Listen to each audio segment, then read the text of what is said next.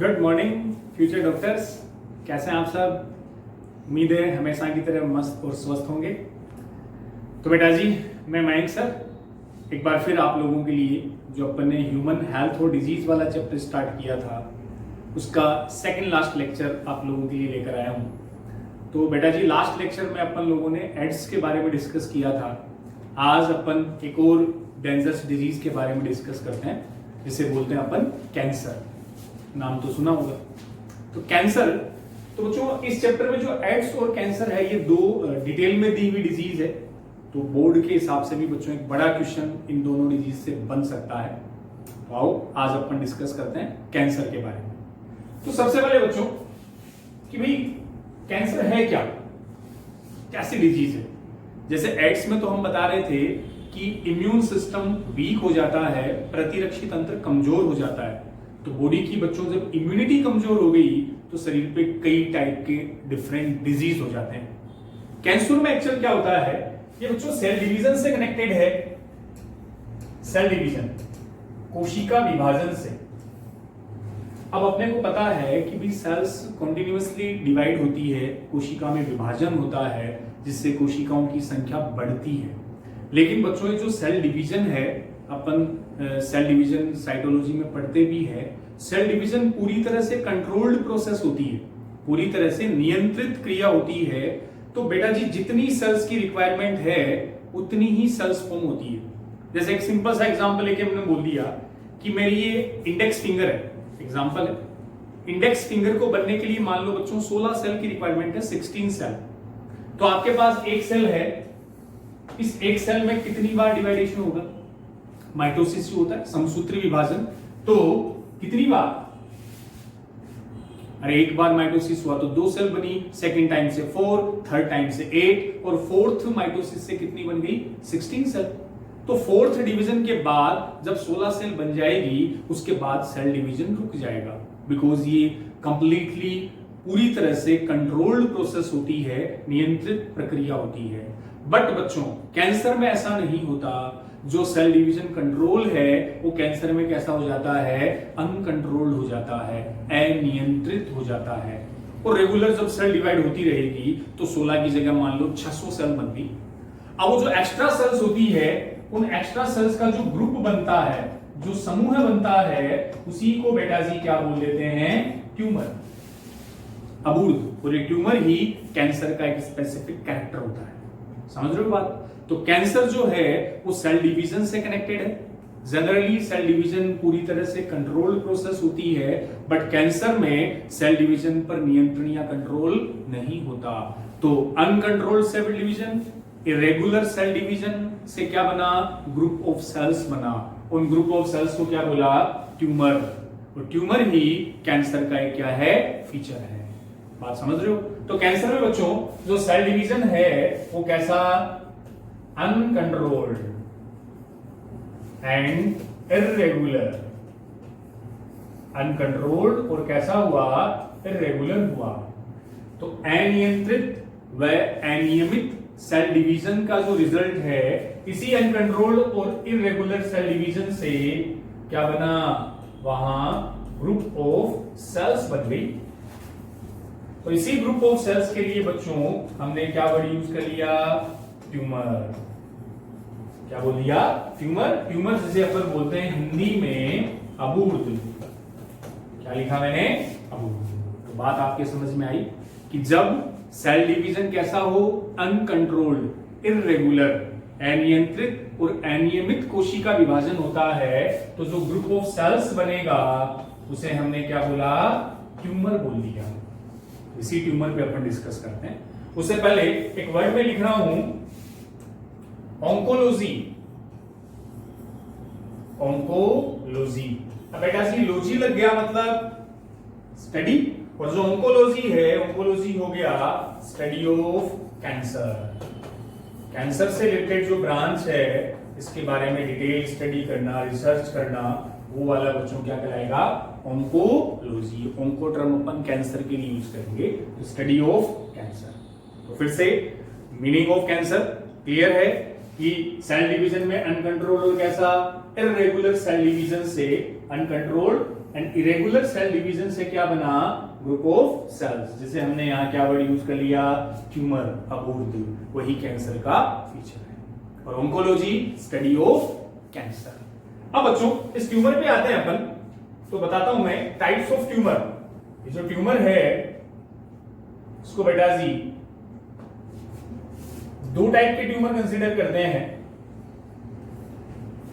जो अबूर्द है, जो ट्यूमर है, उसे यहां अपन दो टाइप में डिवाइड करते हैं। एक तो बेनाइन ट्यूमर, एक को बच्चों बोला मैलिग्नेंट ट्यूमर। बेनाइन और दूसरा मैंने कौन सा वर्ड लिखा, मैलिग्नेंट ट्यूमर। मैलिग्नेंट वर्ड वापस से रिपीट हो रहा है। मलेरिया में बताया था आपको मैलिग्नेंट मलेरिया, तो मैलिग्नेंट का मीन हुआ दुर्दम, दुर्दम का मीन बच्चों घातक। और जो बेनाइन है इसको हिंदी में बोलेंगे सुदम, सुदम और दुर्दम, दो वर्ड आ गए।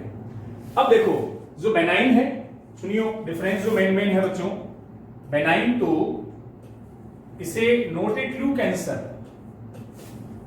इसे ट्रू कैंसर कंसीडर बच्चों नहीं करते, ये वास्तविक कैंसर नहीं है। अभी मैं समझाता हूं इसको। और जो मैलिग्नेंट होता है वो एक्चुअल या ट्रू कैंसर होता है, वास्तविक कैंसर। मतलब अगर मैलिग्नेंट ट्यूमर बन जाए तब तो वो 100% क्या है, कैंसर है। लेकिन नॉर्मली बॉडी में मान लो कोई गांठ हो गई, कोई बोलते ना अपन स्वेलिंग आ गई, सोलन आ गई, छोटी मोटी गांठें, तो बेनाइन ट्यूमर है, वो कैंसर जरूरी नहीं कि वो हमेशा कैंसर हो, बट मैलिग्नेंट बच्चों ऑलवेज 100% क्या होगा, कैंसर होगा। तो बेनाइन जो है नॉट ऑलवेज कैंसरस, ये हमेशा कैंसरस नहीं होता। नॉर्मल छोटी मोटी जो गांठें हैं वो बॉडी में बनती है, बट वो कैंसरस नहीं है। बेनाइन ये हमेशा, मैलिग्नेंट ट्यूमर जो होगा वो ऑलवेज बेटा जी कैसा होगा, कैंसरस होगा। ये वाला जो ट्यूमर है वो सदैव कैंसर युक्त होता है, जबकि बेनाइन हमेशा कैंसर युक्त नहीं। जरूरी नहीं कि बेनाइन है तो कैंसर ही है, वो फिर डायग्नोस ट्रीटमेंट के बाद, निदान के बाद बच्चों पता चलता है। नेक्स्ट, बेनाइन जो ट्यूमर है वो एक जगह फिक्स रहता है। फिक्स का मीन जैसे बॉडी में जहां पर भी हुआ उसी जगह फिक्स रहेगा, जबकि बच्चों मैलिग्नेंट होता है ना वो पूरे बॉडी में फैल जाता है। जैसे एक जगह कोई ट्यूमर हुआ, फिर ट्यूमर की सेल्स ब्लड में आई और ब्लड के साथ वो दूसरी जगह चली गई और वहां जाके उसने नया ट्यूमर बना दिया। तो ये एक्चुअल में क्या होता है, मूवेबल है। मूवेबल का मतलब गतिशील, और जबकि बेनाइन जहां हुआ है वहां क्या रहेगा, फिक्स रहेगा, जबकि ये मूवेबल होता है। अगला बेनाइन। अब बच्चों बताओ ज्यादा हार्मफुल कौन सा, जो एक जगह रहे वो ज्यादा घातक है कि बॉडी में फैले वो घातक है?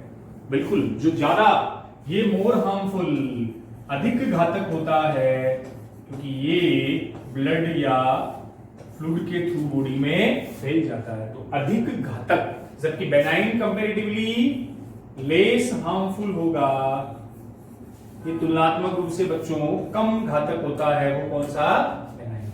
समझ गए बात? तो इसे वास्तविक कैंसर नहीं मानते, ये हमेशा कैंसर युक्त नहीं होता, एक जगह फिक्स रहेगा, कम घातक है।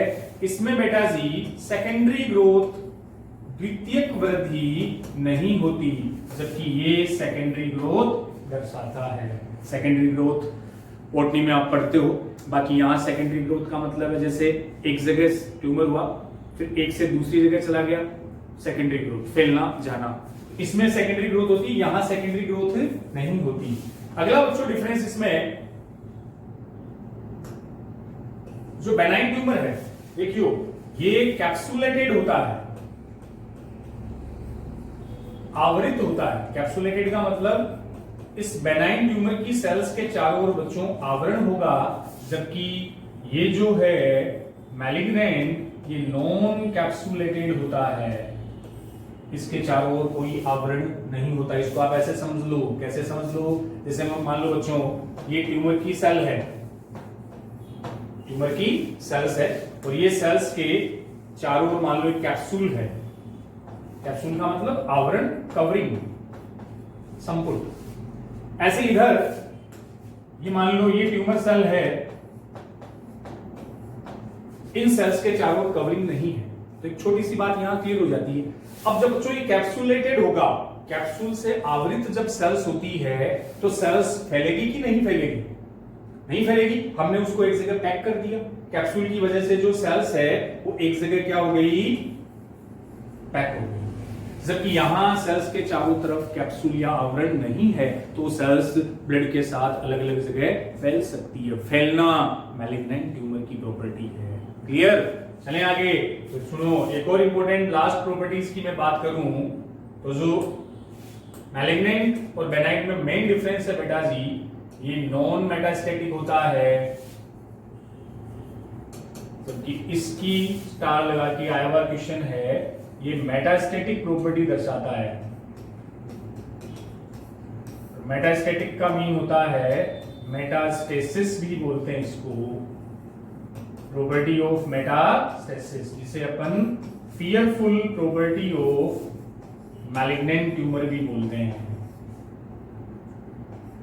Fearful property of malignant tumour NCERT में दे रखा है अपने की मैलिग्नेंट ट्यूमर का सबसे डरावना जो गुण है वो होता है मेटास्टेसिस। ध्यान रखियो। देखो मेटास्टेसिस क्या है?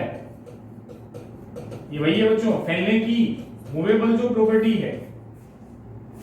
मैलिग्नेंट ट्यूमर की सेल्स का एक जगह से दूसरी जगह मूव करना, गतिशील होना, पूरे शरीर में फैलना, वही प्रॉपर्टी क्या कहला रही है?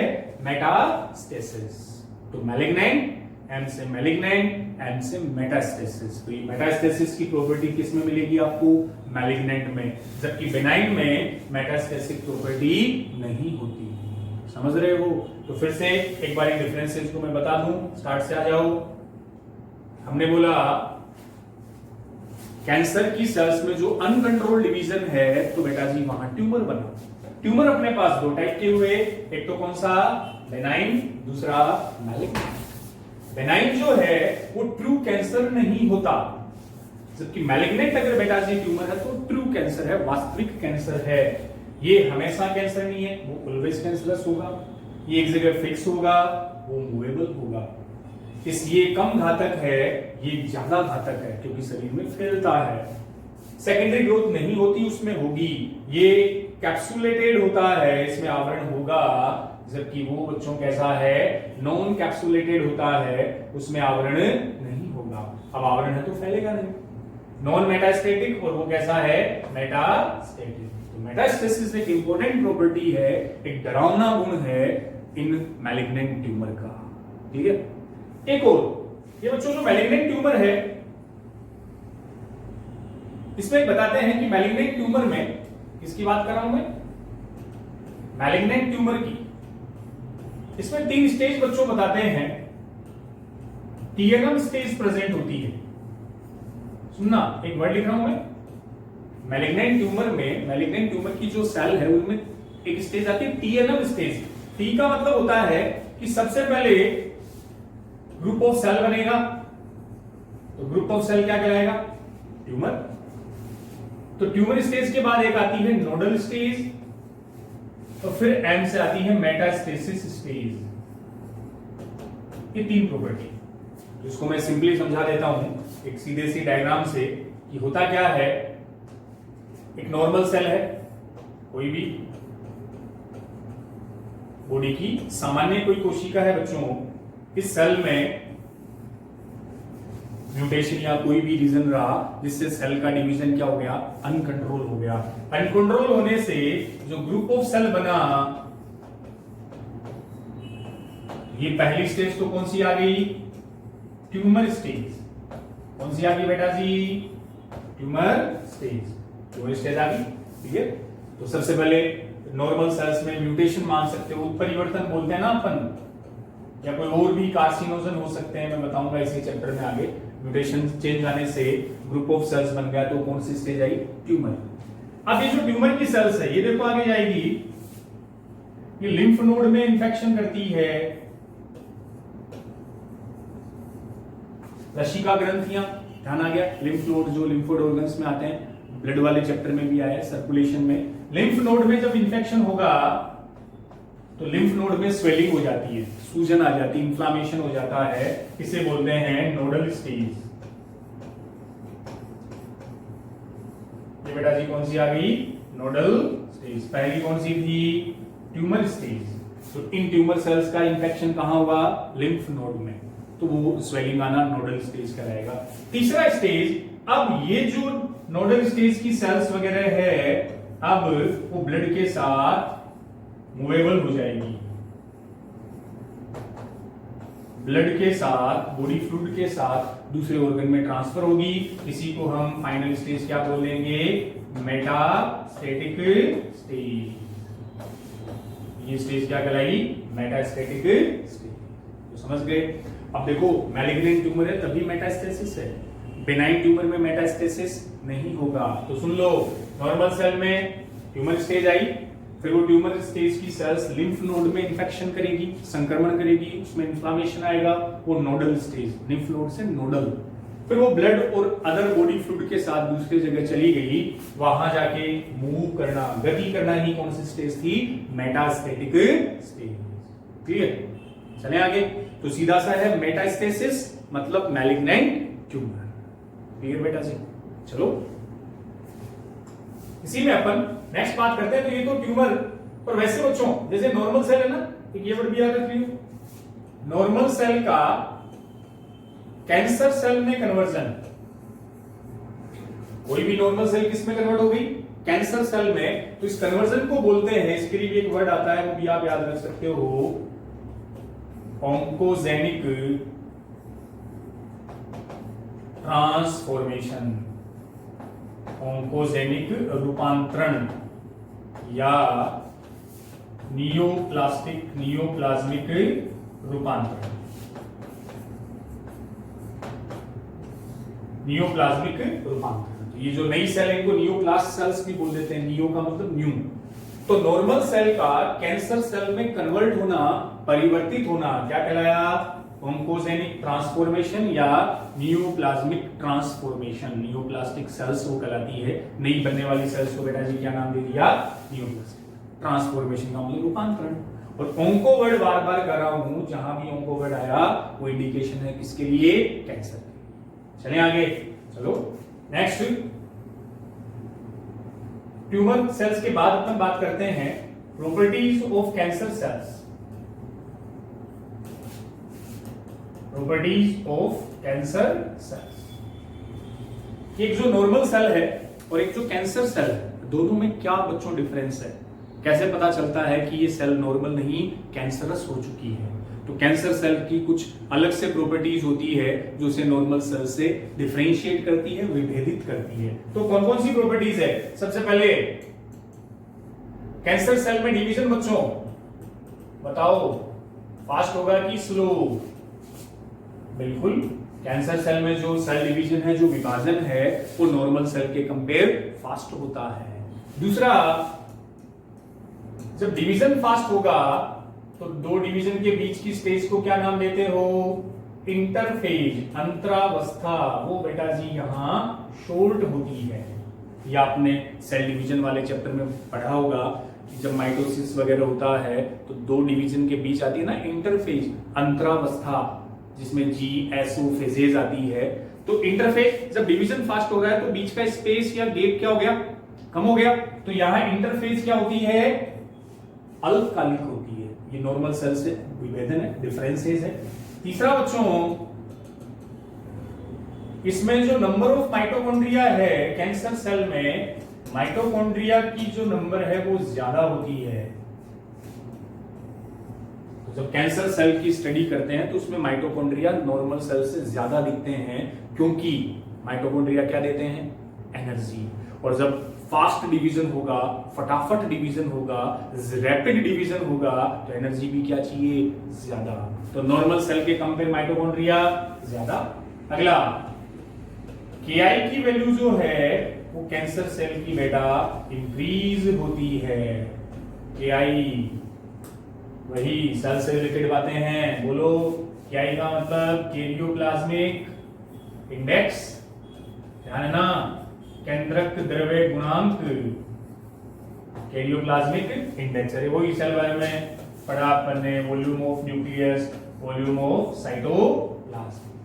तो अब देखो डिवीजन फास्ट हो रहा ना, न्यूक्लियस तो हर बार साइड में कम होती रहेगी, साइटोप्लाज्म बढ़ेगा तो वैल्यू KI की वैल्यू बढ़ेगी। तो कैंसर सेल में हर डिवीजन के बाद जो कैरियोप्लाज्मिक इंडेक्स है उसकी वैल्यू बढ़ती है।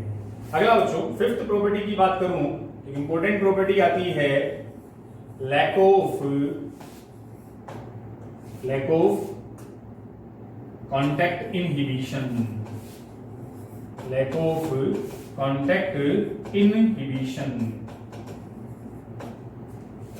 और इसकी इंपॉर्टेंट प्रॉपर्टी स्पर्श संदमन के गुण का अभाव। स्पर्श संदमन के गुण का अभाव होता है। ये देखो बच्चों क्या है, स्पर्श संदमन एक इंपॉर्टेंट प्रॉपर्टी है कैंसर सेल की। कॉन्टैक्ट इनहिबिशन का मीन एक सिंपल एग्जांपल से समझते हैं अपन कि मान लो बच्चों ये सेल है, 3 सेल मैंने बनाई A, B, C। अब हमने बोला था कि इन जनरली या नॉर्मली हर सेल का डिवीजन कंट्रोल होता है, पूरी तरह से नियंत्रित होता है, बट कैंसर में ऐसा नहीं रहता। अब मान लो बच्चों बी जो सेल है वो डिवाइड हो रही है, बी सेल की इच्छा हुई कि बी में तो डिवीजन करूंगी, विभाजन करूंगी। अब जब बी सेल में डिवाइडेशन हुआ, ये डिवाइड होते होते बी की जो सेल है इधर तो ए के कांटेक्ट में आ गई, इधर सी के कांटेक्ट में। तो जैसे ही सेल्स नेबरिंग सेल्स पड़ोस की कोशिकाओं के कांटेक्ट में आएगी तो नेबरिंग सेल्स क्या बोलेगी कि बस करो, अब हमारा एरिया स्टार्ट हो गया है। तो जैसे ही उन सेल्स के कांटेक्ट में आई, वो पड़ोस की जो सेल है, जो नेबरिंग सेल है, वो डिवीजन को इनहिबिट कर देगी, संदमित कर देगी, और इस वजह से एक्स्ट्रा डिवीजन नहीं होता, अनकंट्रोल्ड डिवीजन नहीं होता। सुन लो ढंग से, सेल जब डिवाइड होती है तो डिवीजन कंट्रोल्ड ही है।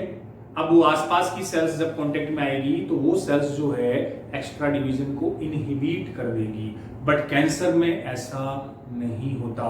वहां कांटेक्ट इनहिबिशन की प्रॉपर्टी लैक का मतलब अभाव होता है, अनुपस्थित होती है। इस वजह से बच्चों ये जो सेल है वो रेगुलर डिवाइडेशन करती रहेगी, और जब रेगुलर डिवाइडेशन करती रहेगी तो ग्रुप ऑफ सेल्स क्या बन जाएगा, ट्यूमर बन जाएगा।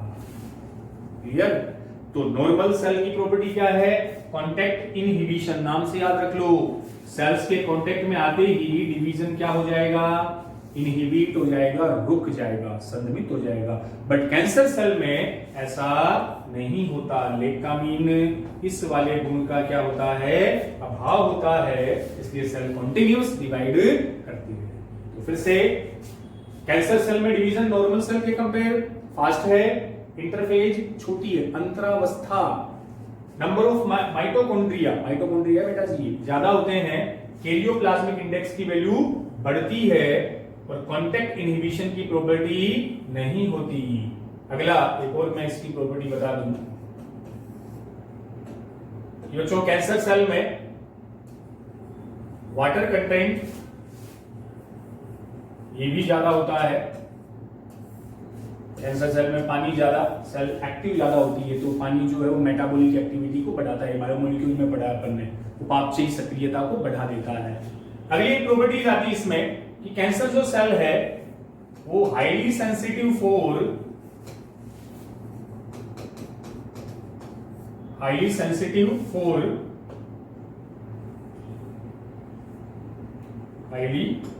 Sensitive for high energy radiation. ये सुनिए बच्चों कि जो कैंसर सेल है वो हाईली सेंसिटिव, अत्यधिक संवेदी होती है। किसके लिए, हाई एनर्जी रेडिएशन, उच्च ऊर्जा वाली जो विकिरणें हैं, उच्च ऊर्जा वाली विकिरणें, इनके लिए अत्यधिक संवेदी होती है। हाई एनर्जी गामा रेडिएशन वगैरह जो होती है उनकी नॉर्मल सेल के कंपेयर कैंसर सेल की सेंसिटिविटी ज्यादा होती है। ये इसके अपन आगे डायग्नोस और ट्रीटमेंट में मैं बता दूंगा, इसी चैप्टर में आगे आ जाएगा। तो वापस से मैं प्रॉपर्टीज पे आपको थोड़ा सा बता दूं, ध्यान रख लेना कि आपको पूछे प्रॉपर्टी ऑफ कैंसर सेल तो डिवीजन क्या बताओ, नॉर्मल सेल के कंपेयर फास्ट है बच्चों, इंटरफेस क्या है, छोटी है, नंबर ऑफ माइटोकॉन्ड्रिया ज्यादा है, कैरियोप्लाज्मिक इंडेक्स की वैल्यू बढ़ेगी, इंक्रीज होगी हर डिवीजन के बाद। लैक ऑफ कांटेक्ट इनहिबिशन, स्पर्श संदमन का गुण नहीं होता, वाटर कंटेंट इनमें ज्यादा होता है और highly sensitive for high energy radiation, उच्च ऊर्जा वाली विकिरणों के प्रति ज्यादा संवेदनशील होती है नॉर्मल सेल के कंपेयर। क्लियर? चलें तो आगे। तो प्रॉपर्टीज के बाद अगला अपना पॉइंट आता है टाइप्स ऑफ कैंसर। कैंसर के बेटा जी प्रकार, टाइप्स ऑफ कैंसर। वो तो अपन ने ट्यूमर के 2 टाइप बताए थे, बेनाइन और मैलिग्नेंट। बेनाइन ही बोलते हैं उसको, सुदम अबूर्द और दुर्दम अबूर्द। दुर्दम ज्यादा घातक है, मोर हार्मफुल होता है। अब कैंसर के टाइप यहां मेनली कैंसर को 3 बड़े टाइप में बच्चों डिवाइड करते हैं। एक को नाम दिया कार्सिनोमा,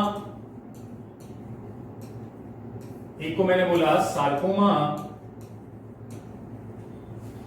एक बेटा जी वर्ड लिखा leukaemia. 3 major categories of cancer, तो कार्सिनोमा, सार्कोमा और ल्यूकेमिया। अब एक ये भी ध्यान रखना, ओमा सफिक्स, ओमा ओमा, अगर ओमा सफिक्स दिखे कहीं भी आपको तो जो ओमा है वो किसके लिए यूज होगा? जनरली कैंसर के लिए। ओमा सफिक्स अपन किसके लिए बताएंगे? कैंसर के लिए। तो यहां पहला वर्ड क्या है? कार्सिनोमा, दूसरा बच्चों सारकोमा, तीसरा ल्यूकेमिया। कैंसर के अलग अलग टाइप्स। अब पहला जो कार्सिनोमा बच्चों, कार्सिनोमा देखो क्या है एक्चुअल में, ये cancer of epithelial tissue, cancer of epithelial tissue. Epithelial बोले तो कौन सा ऊतक? बिल्कुल उपकला ऊतक। तो जो उपकला ऊतक का टिश्यू आपकी बॉडी में 4 होते हैं, एपिथेलियल, कनेक्टिव, मसल्स और नर्वस। 4 पढ़ रखे हैं बेटा जी अपन ने टिश्यू। तो ऐसा कैंसर जो किस टिश्यू का है? एपिथेलियल का, उपकला ऊतक का। वो कौन सा है? कार्सिनोमा। और ये बच्चों बॉडी में सबसे ज्यादा 80% ऑफ जो कैंसर होते हैं वो कार्सिनोमा ही होते हैं। मतलब सबसे ज्यादा जो प्रकार का कैंसर होता है वो कार्सिनोमा कैटेगरी का ही होता है। जैसे इसके कुछ इंपॉर्टेंट एग्जांपल दिखा दूं मैं, जैसे बच्चों ओरल कैंसर, जैसे लंग्स कैंसर, जैसे ब्रेस्ट कैंसर, जैसे सर्विक्स कैंसर,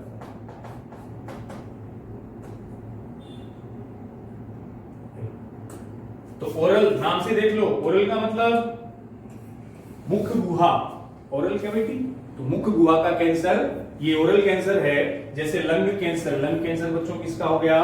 फेफड़ों का कैंसर हो गया। जैसे ब्रेस्ट कैंसर, ब्रेस्ट कैंसर होता है कैंसर ऑफ मेमरी ग्लैंड, स्तन ग्रंथियों का कैंसर, मेमरी ग्लैंड का ब्रेस्ट कैंसर। और सर्विक्स बोलते हैं इट्स पार्ट ऑफ यूटेरस, ये बच्चों किसका आया? गर्भाशय का। तो गर्भाशय का जो यूटेरस का कैंसर है वो सर्विक्स हुआ, और मेमरी ग्लैंड का है वो ब्रेस्ट कैंसर हुआ, और फेफड़ों का बच्चों लंग, और मुख गुहा, ओरल का मतलब ओरल कैविटी, ओरल कैविटी बच्चों मुख गुहा। ये कार्सिनोमा की कुछ कैटेगरीज टाइप्स आते हैं। दूसरे में बात करें सार्कोमा, तो सार्कोमा बच्चों है cancer of connective tissue, connective tissue, संयोजी ऊतक एंड मसल्स, मांसपेशियां। मसल्स और कनेक्टिव टिश्यू, संयोजी ऊतक का जो कैंसर है वो क्या कहलाएगा? सार्कोमा। और वैसे मसल्स कैंसर को एक अलग से भी वर्ड दे देते हैं बच्चों, मायोमा भी बोल देते हैं। बस ओमा पीछे लग गया तो वो क्या हो गया? कैंसर। और मायो वर्ड आपको पता है, मायो टर्म हम किसके लिए यूज करते हैं? मसल्स के लिए। क्लियर? तो sarcoma cancer of connective tissue and muscle से रिलेटेड है। ल्यूकेमिया की मैं बात करूं तो ल्यूकेमिया बच्चों बोलो, ये भी आया हुआ है पीछे कहीं, ये ब्लड कैंसर होता है, ब्लड कैंसर, उसे अपन क्या बोल देंगे? Leukaemia, type of blood cancer. अब देखो ल्यूको वर्ड, आरबीसी को क्या बोलते हो?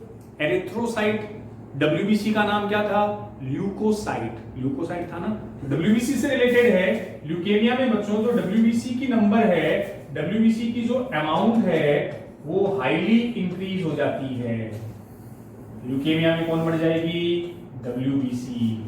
तो बॉडी में WBC की मात्रा अत्यधिक बढ़ जाती है और ये WBC फिर अटैक करती है किसको? RBC को खत्म कर देती है, फैगोसाइट। और जब RBC खत्म होना स्टार्ट हो जाती है उसी को बोलते हैं ल्यूकेमिया। क्लियर? फिर से सुन लो, कितने टाइप के कैंसर आपको बता दिए? 3। पहली कैटेगरी कार्सिनोमा। ओमा लग रहा है मतलब वो कैंसर की बात हो रही है। सार्कोमा और ल्यूकेमिया। कार्सिनोमा कौन सा कैंसर है? किस टिश्यू में बेटा जी?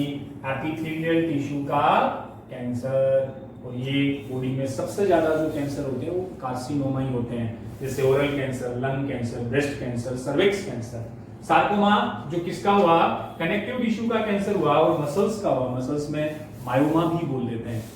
और leukaemia A type of blood cancer, जिसमें बेटा जी कौन बढ़ जाएगी? WBC की अमाउंट हाईली इंक्रीज, जिससे RBC क्या हो सकती है? डैमेज हो सकती है। अब जैसे कुछ मैं आपको इमेजेस से बच्चों बता दूं कि जैसे है। अब सर्विक्स कैंसर में बच्चों ये है कि डायग्राम में देखेंगे अपन कि भाई ये जो इसके पार्ट हुए, ये तो बेटा जी ओवेरी, ये जो दिख रहा है ना, ये तो ओवेरी अंडाशय हो गया, फीमेल रिप्रोडक्टिव सिस्टम का डायग्राम है। ये आ रही है फैलोपियन ट्यूब। ये क्या है? Fallopian tube. फैलोपियन ट्यूब जहां फर्टिलाइजेशन होता है, निषेचन होता है। ये बेटा जी पूरा यूटेरस, यूटेरस वाला पार्ट है पूरा। गर्भाशय, गर्भाशय जहां फीटस का डेवलपमेंट होता है, भ्रूण का परिवर्धन होता है। और यूटेरस का ये देखो पार्ट दिख रहा है, सर्विक्स। वर्ड दिखा आपको? सर्विक्स एक तरह से यूटेरस का भाग है, गर्भाशय का भाग होता है। इसी सर्विक्स भाग में कैंसर की जब कंडीशन आती है, दिख रहा है ये व्हाइट पैचेज, देखो ये दिखा रखा है, ये व्हाइट पैचेज इसमें है। ये व्हाइट पैचेज ही बेटा जी क्या लिखा हुआ है? देखो ट्यूमर। ये क्या है? ट्यूमर है। तो सर्विक्स पार्ट ऑफ यूटेरस, गर्भाशय का भाग है, उसमें होने वाला जो कैंसर है वो सर्वाइकल कैंसर कहलाता है। ये ट्यूमर यहाँ इंडिकेशन हो गया। तो ओवेरी में तो ओवम, अंडाणु बनता है। फैलोपियन ट्यूब में फर्टिलाइजेशन होता है और जो भ्रूण का परिवर्धन है, एम्ब्रियो का डेवलपमेंट है, वो बेटा जी कहां होता है? यूटेरस में। क्लियर? ऐसे जैसे एक और अपन इमेज से देखते हैं, ये थोड़ी सी अपने को बच्चों जो डायग्राम है थोड़ा सा अजीब सा फील हो सकता है, लेकिन अपने को एक दो बातें अपने को क्लियर करनी है। देखो बोर्ड पे डायग्राम दिख रहा है आपको, सोच रहे होंगे सर क्या दिखा रहे हैं। इसमें बेटा जी ये ओरल कैविटी का कैंसर है, मुख गुहा का। ये अपना माउथ दिख रहा है, टीथ दिख रहे हैं। ये देखो ये जो स्पॉट दिख रहा है ये वाला, दैट्स ट्यूमर। ये क्या है? ट्यूमर है। ओरल कैविटी, मुख गुहा का कैंसर, गाल के अंदर नीचे हो सकते हैं। और इसका एक मेजर कोज जो है इस ट्यूमर का, इस कैंसर का एक मेजर जो कारण है, रीजन है, वो बिल्कुल क्या? टोबैको, तंबाकू, स्मोकिंग, धूम्रपान। और ये बच्चों जो गुटखे वगैरह जो खैनी ज्यादा खाते हैं, गुटखा खाते हैं ज्यादा, कम क्या, जो भी खाएं, उसका सबसे बड़ा ये जो बेटा जी नुकसान है वो ओरल कैविटी का कैंसर। कोई इलाज नहीं होने के बाद में, कोई ट्रीटमेंट नहीं, इस ट्यूमर को, उस पर्टिकुलर ऑर्गन को काट करके हटाना पड़ता है। इसलिए बिल्कुल अपन अच्छे बच्चे इन सब चीजों से दूर है। बट फिर भी अगर अपने से रिलेटेड कोई अपना फ्रेंड या कोई भी इन चीजों का एडिक्शन है, उसको लत है, तो बेटा जी रिक्वेस्ट करके अपन उन चीजों से उनको दूर रखें, बिकॉज होने के बाद में इनका ट्रीटमेंट नहीं है। तो ये ओरल कैविटी का ट्यूमर दिख रहा है अपने को, ये टोबैको, स्मोकिंग इसका एक मेजर कोज, तंबाकू सेवन, गुटखे वगैरह से ये होता है। ये एक और अपन नेक्स्ट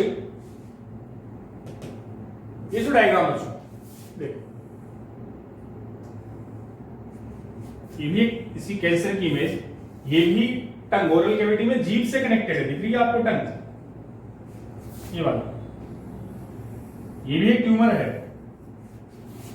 टंग, तो ये भी उसी से, ओरल कैविटी जीभ से रिलेटेड। ये तो ये सारे कैंसर अपने कार्सिनोमा है जो कनेक्टेड है एपिथेलियल टिश्यू से। तो ये सर्विक्स जो पार्ट है गर्भाशय का, ये सर्वाइकल कैंसर हो गया। तो ये ओरल कैविटी से रिलेटेड ओरल कैंसर। चलिए आगे, चलो नेक्स्ट आते हैं अपन। ये टाइप्स ऑफ कैंसर की अपन ने बात कर ली। इसके अलावा बच्चों कुछ अदर टाइप्स ऑफ कैंसर भी बता रखे हैं, जैसे मैं नाम से लिख देता हूं, मेन तो वो तीन ही है, कार्सिनोमा, सार्कोमा, ल्यूकेमिया, और तीनों वो मैलिग्नेंट की टाइप है, ये भी ध्यान रख लेना। कार्सिनोमा, सार्कोमा और ल्यूकेमिया तीनों किस में इंक्लूड होंगे? मैलिग्नेंट ट्यूमर में। मैलिग्नेंट का मतलब जो 100% क्या है? कैंसर। उसके अलावा जैसे कुछ एक मैंने लिखा बच्चों ऑस्टियोमा, एक मैंने बोर्ड पे लिखा एडिनोमा, ग्लियोमा, लिम्फोमा, ये भी कैंसर के टाइप है। देखो सब में कॉमन आपको एक चीज दिख रही है, सबका सफिक्स क्या लिखा हुआ है? ओमा। ओमा लगा हुआ है मतलब वो क्या है? कैंसर है। अब नाम से समझ लो ओएस। ओएस वर्ड आप किसके लिए लिखते हैं अपन? बोन्स के लिए, ओस्टिकथीज, ओस्टियोलॉजी। तो ये हो गया कैंसर ऑफ, और जो ट्यूमर है कैंसर और ट्यूमर ऑफ बोन सेल्स। तो बच्चों जो हड्डियों का कैंसर है उसे हमने क्या बोल दिया? Osteoma. Adenoma cancer of glands, ग्रंथियों का जो कैंसर है, एड्रिनल ग्लैंड या किसी ग्रंथि में अगर कैंसर हो तो वो एडिनोमा। ग्लियोमा नर्वस सिस्टम याद करो, ट्यूमर और कैंसर ऑफ ब्रेन। ब्रेन का जो ट्यूमर है, एक्चुअल में ज्यादा सी वर्ड तो आप ट्यूमर ही, ट्यूमर से याद रख लो कि मेनली तो ट्यूमर। तो ब्रेन की वो माइक्रोग्लियल सेल्स आपको बताई थी, न्यूरोग्लियल सेल्स बताई थी ना, उनका cancer. Lymphoma cancer of lymph node, lymph site. तो लिम्फ से रिलेटेड जो होगा बच्चों ये लिम्फोमा, तो ये अपन नाम से याद रख लेंगे। ओस्टियोमा, ओवस जो वर्ड है वो बोन्स के लिए आया, और ओमा अगर सफिक्स लगा हुआ है तो 100% वो किससे रिलेटेड होगा? कैंसर से। एडिनोमा ग्लैंड्स का, ग्लियोमा ब्रेन का, लिम्फोमा लिम्फ नोड का, और वो जो ऊपर तीन थे वो मेन थे, कार्सिनोमा, सार्कोमा और ल्यूकेमिया। क्लियर बच्चों? चलो फिर अब एक छोटी सी चीज ये देखो, मोस्टली कैंसर अगर बात करें तो इंडिया में और वर्ल्ड में कौन से जनरली कैंसर होते हैं? भारत और विश्व की बच्चों में अगर बात करूं, इंडियन मेल और फीमेल। देखो इंडियन मेल में ज्यादा ओरल कैंसर होता है, इंडियन फीमेल में मोस्टली सर्विक्स कैंसर होता है। अब ओरल आपको पता है बकल कैविटी, मुख्य गुहा का, सर्विक्स गर्भाशय का, यूट्रस का। वर्ल्ड में बच्चों जो मेल है उसमें पुरुषों में प्रोस्टेट कैंसर ज्यादा और फीमेल में ब्रेस्ट कैंसर वर्ल्ड में ये ज्यादा होते हैं। तो भारत और विश्व से रिलेटेड कुछ डेटा, तो इंडियन मेल में भारतीय पुरुषों में ओरल कैंसर की प्रोबेबिलिटी ज्यादा और फीमेल में सर्विक्स कैंसर की प्रोबेबिलिटी ज्यादा होती है। और वर्ल्ड में बच्चों अगर बात करें तो पुरुषों में प्रोस्टेट कैंसर और वहां ब्रेस्ट कैंसर। ब्रेस्ट तो मेमोरी ग्लैंड का आ गया।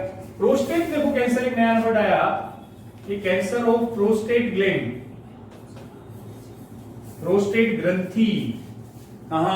ये आएगी, मेल रिप्रोडक्टिव ग्लैंड होती है, नर की जनन ग्रंथि बच्चों पढ़ेंगे अपन, जैसे काउपर, प्रोस्टेट, सेमिनल वेसाइकल, ये नर की जनन ग्रंथियां होती है, जो रिप्रोडक्टिव सिस्टम वाले चैप्टर में आपको बताऊंगा। तो क्या नाम है? प्रोस्टेट ग्रंथि। इसमें कैंसर होना, प्रोस्टेट कैंसर विश्व के पुरुषों में, वर्ल्ड मेल में सबसे ज्यादा ये। जबकि इंडियन मेल की बात करें तो तंबाकू सेवन, टोबैको, च्यूइंग और स्मोकिंग की वजह से ओरल कैंसर ज्यादा, मेन तो टोबैको की वजह से बच्चों, और फीमेल में सर्विक्स और ये ब्रेस्ट कैंसर जो मेमोरी ग्लैंड का होता है।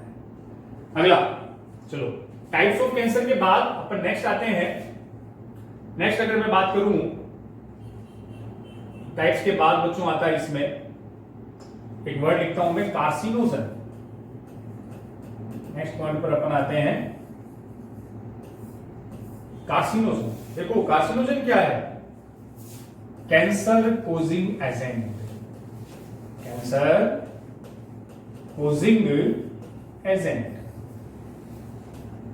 नाम से ही बच्चों कैंसर कोजिंग एजेंट का मतलब ऐसे कारक जो कैंसर उत्पन्न करते हैं। मतलब कार्सिनोजन हम किसको बोलेंगे? कैंसर उत्पन्न करने वाले कारक, जिन कारकों से क्या होता हो, कैंसर होता हो, उनके लिए बच्चों क्या वर्ड आएगा, कार्सिनोजन। ये कार्सिनोजन कहलाता है, कैंसर कोजिंग एजेंट, जिनसे कैंसर उत्पन्न हो। तो कौन कौन से ऐसे फैक्टर है, कौन से ऐसे एजेंट है जिनसे अपने में कैंसर होता है, तो ध्यान से सुनना बच्चों। कार्सिनोजन की अलग अलग कैटेगरी, पहला दे रखा है फिजिकल, भौतिक कार्सिनोजन, जिनसे कैंसर होता है। एक कैटेगरी आएगी केमिकल कार्सिनोजन, रासायनिक। एक अपन बात करेंगे बायोलॉजिकल, जैविक। एक बच्चों कैटेगरी आएगी हार्मोनल। तो कार्सिनोजन का मतलब ऐसे केमिकल जिनसे क्या होता हो, कैंसर उत्पन्न करने वाले कारक क्या कहलाए, कार्सिनोजन कहलाए। अब ये जो कारक है इनकी अलग अलग कैटेगरी अपन बता सकते हैं, जैसे फिजिकल तो भौतिक कारक हो गए, केमिकल रासायनिक कारक हो गए, बायोलॉजिकल जैविक कारक हो गए, हार्मोनल में कोई हार्मोन आ गया। जैसे हार्मोनल में तो बता देता हूं, एक हार्मोन है बेटा जी एस्ट्रोजन, सुना है, फीमेल हार्मोन एस्ट्रोजन। एस्ट्रोजन की मात्रा अगर ज्यादा हो, नॉर्मल से ज्यादा अगर एस्ट्रोजन आ जाए तो उससे ब्रेस्ट कैंसर हो सकता है। कौन सा, ब्रेस्ट कैंसर। ब्रेस्ट बोले तो स्तन ग्रंथियों का, कैंसर ऑफ मेमरी ग्लैंड। कब, कौन से हार्मोन से, एस्ट्रोजन। ये भी रिप्रोडक्टिव सिस्टम में बताऊंगा। ये जो कॉन्ट्रासेप्टिव पिल बच्चों, गर्भ निरोधक गोलियों के बारे में बताऊंगा। उन पिल्स में एस्ट्रोजन हार्मोन होता है और पिल्स के ज्यादा सेवन से एस्ट्रोजन का लेवल बॉडी में लंबे टाइम तक अगर ज्यादा रहे तो उससे क्या हो सकता है, ब्रेस्ट कैंसर, मेमरी ग्लैंड का कैंसर हो सकता है। तो ये हार्मोनल। अब बात करते हैं अपन फिजिकल में। तो भौतिक कारकों में बच्चों रेडिएशन आती है, विकिरणें। जो फिजिकल कार्सिनोजन है उसमें हमने किसको शामिल किया, रेडिएशन, विकिरणें। विकिरणों की दो कैटेगरी होती है, आप फिजिक्स में पढ़ते हो, आयोनाइजिंग एंड नॉन आयोनाइजिंग। आयनकारी और अनआयनकारी विकिरणें। आयोनाइजिंग तो क्या बोला, आयनकारी, और नॉन आयोनाइजिंग बेटा जी हमने किसको बोल दिया, अनआयनकारी विकिरण, जिसमें आयोनाइजिंग कैपेसिटी होती है। तो आयोनाइजिंग वहां पढ़ लोगे, और नॉन आयोनाइजिंग। अब ध्यान रखना, नॉन आयोनाइजिंग में इसमें कौन सी आती है, हाँ एक ही आती है, यूवी रेज। यूवी रेज बोले तो अल्ट्रा वायलेट किरणें, पराबैंगनी किरणें, वो आयोनाइजिंग होती है। तो इसके अलावा बच्चों बाकी सारी alpha rays, beta rays, gamma rays, X rays, ये सारी किसमें आएगी, नॉन आयोनाइजिंग। आयोनाइजिंग है, और वो नॉन आयोनाइजिंग में केवल यूवी रेज। अब यूवी रेज से कौन सा कैंसर, पराबैंगनी किरणें स्किन पर इफेक्ट डालती है, तो कौन सा बेटा जी, स्किन कैंसर हो सकता है इनसे, नॉन आयोनाइजिंग रेडिएशन से। तो फिर से सुन लो, कैंसर कोजिंग एजेंट, कैंसर उत्पन्न करने वाले कारक क्या कहलाए, कार्सिनोजन। जो फिजिकल में कौन से हैं, रेडिएशन, विकिरणें। आयोनाइजिंग में alpha beta gamma X ray सब आ गई है बच्चों। नॉन आयोनाइजिंग में एक ही आती है, वो कौन सी है, यूवी रे, जिसमें कौन आ गया, स्किन कैंसर इससे हो सकता है। और हार्मोनल में हमने एक हार्मोन बताया है एस्ट्रोजन, जिससे कौन सा, ब्रेस्ट कैंसर। अब देखो स्किन कैंसर, स्किन कैंसर के लिए भी वर्ड आता है। स्किन में कौन सी सेल, एक पिगमेंट है मेलानिन, मेलानिन बनाने वाली। चलो पीछे में बता देता हूं आपको, जो पीछे वर्ड लिखवाए थे ना अपन ने, ये वाले बच्चों, यहां एक वर्ड आप ये भी ऐड कर सकते हो, ओस्टियोमा, एडिनोमा, ग्लियोमा, लिम्फोमा। मैं यहां एक मेलेनोमा वर्ड भी लिख सकता हूं। पीछे ओमा लग गया, ओमा लगते ही बिना सोचे समझे ओमा, कैंसर। मेलेनोमा कौन सी सेल, स्किन में, मेलेनोसाइट। इनका जो कैंसर है वो मेलेनोमा हो जाएगा। वही मेलेनोसाइट जिसमें कौन सा पिगमेंट होता है, मेलानिन पिगमेंट बनाती है। क्लियर है ना। तो ये अपने कार्सिनोजन, उससे पहले अपन ने डिस्कस कर ही लिया था। ये जो मैक्सिमम होने वाले सर्वाइकल, ओरल कैविटी वाले आपको डिस्कस कर ही लिए थे। फिर उसके अलावा ये osteoma, adenoma, glioma, lymphoma, melanoma, ये वर्ल्ड में और इंडिया में कौन से मैक्सिमम। और फिर हमने बच्चों कार्सिनोजन की कैटेगरीज बताई थी।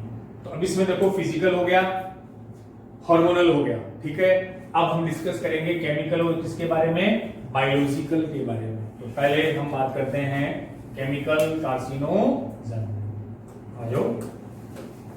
केमिकल में कुछ बच्चों केमिकल होते हैं, कुछ रसायन होते हैं जिनसे कैंसर होता है या जो कैंसर उत्पन्न करते हैं। कौन कौन से केमिकल? तो कुछ तो जैसे सिंपली अपन बोलते हैं टोबैको, धूम्रपान। इससे अभी बताया था आपको भारत में सबसे ज्यादा होने वाला कौन सा, ओरल कैंसर, मुख गुहा का कैंसर, गुटखा वगैरह, ये जो खैनी वगैरह यूज करते हैं ना, इससे टोबैको ओरल कैंसर हो सकता है। उसके अलावा बच्चों इसी में आता है टोबैको के अलावा स्मोकिंग, धूम्रपान से भी ओरल और फेफड़ों का कैंसर, लंग और ओरल कैंसर के चांस है। और टोबैको में बेटा जी बताते हैं वो केमिकल होता है टोबैको या कोल टार, इसमें 3,4 बेंजोपाइरीन ये केमिकल है। कोल तार, कोयला होता है ना, कोयले के धुएं से ये टोबैको में भी यूज होता है, उसमें भी टार होता है, इससे भी यही कैंसर सब होते हैं, लंग कैंसर, ओरल कैंसर को ये कोज करते हैं कोल तार वगैरह, जिसमें केमिकल है 3,4 बेंजोपाइरीन। इसके अलावा बच्चों और जैसे केमिकल में मैं बताऊं तो एक तो इंपॉर्टेंट जैसे वाइनिल क्लोराइड, याद रखने अपने को नाम ही है, एफ्लाटॉक्सिन, टॉक्सिन, टॉक्सिन का मतलब जहर ही होता है, एफ्ला नॉट अल्फा, अल्फा नहीं है, एफ्लाटॉक्सिन। वाइनिल क्लोराइड और एफ्लाटॉक्सिन से लीवर कैंसर, लीवर में कैंसर प्रोड्यूस करते हैं। और एफ्लाटॉक्सिन एक फंगस का प्रोडक्ट है, कवक का उत्पाद है, एस्परजीलस, आपने सुना हो तो एक फंगस है एस्परजीलस, उससे एफ्लाटॉक्सिन। इसके अलावा cadmium oxide, CDO, cadmium oxide, इससे प्रोस्टेट कैंसर, कौन सा बेटा जी, प्रोस्टेट कैंसर, कैडमियम ऑक्साइड से। तो कुछ ऐसे केमिकल मैंने बोर्ड पे लिखे हैं जो बॉडी में क्या करवाते हैं, कैंसर करवाते हैं। कौन कौन से, फिर से देख लो।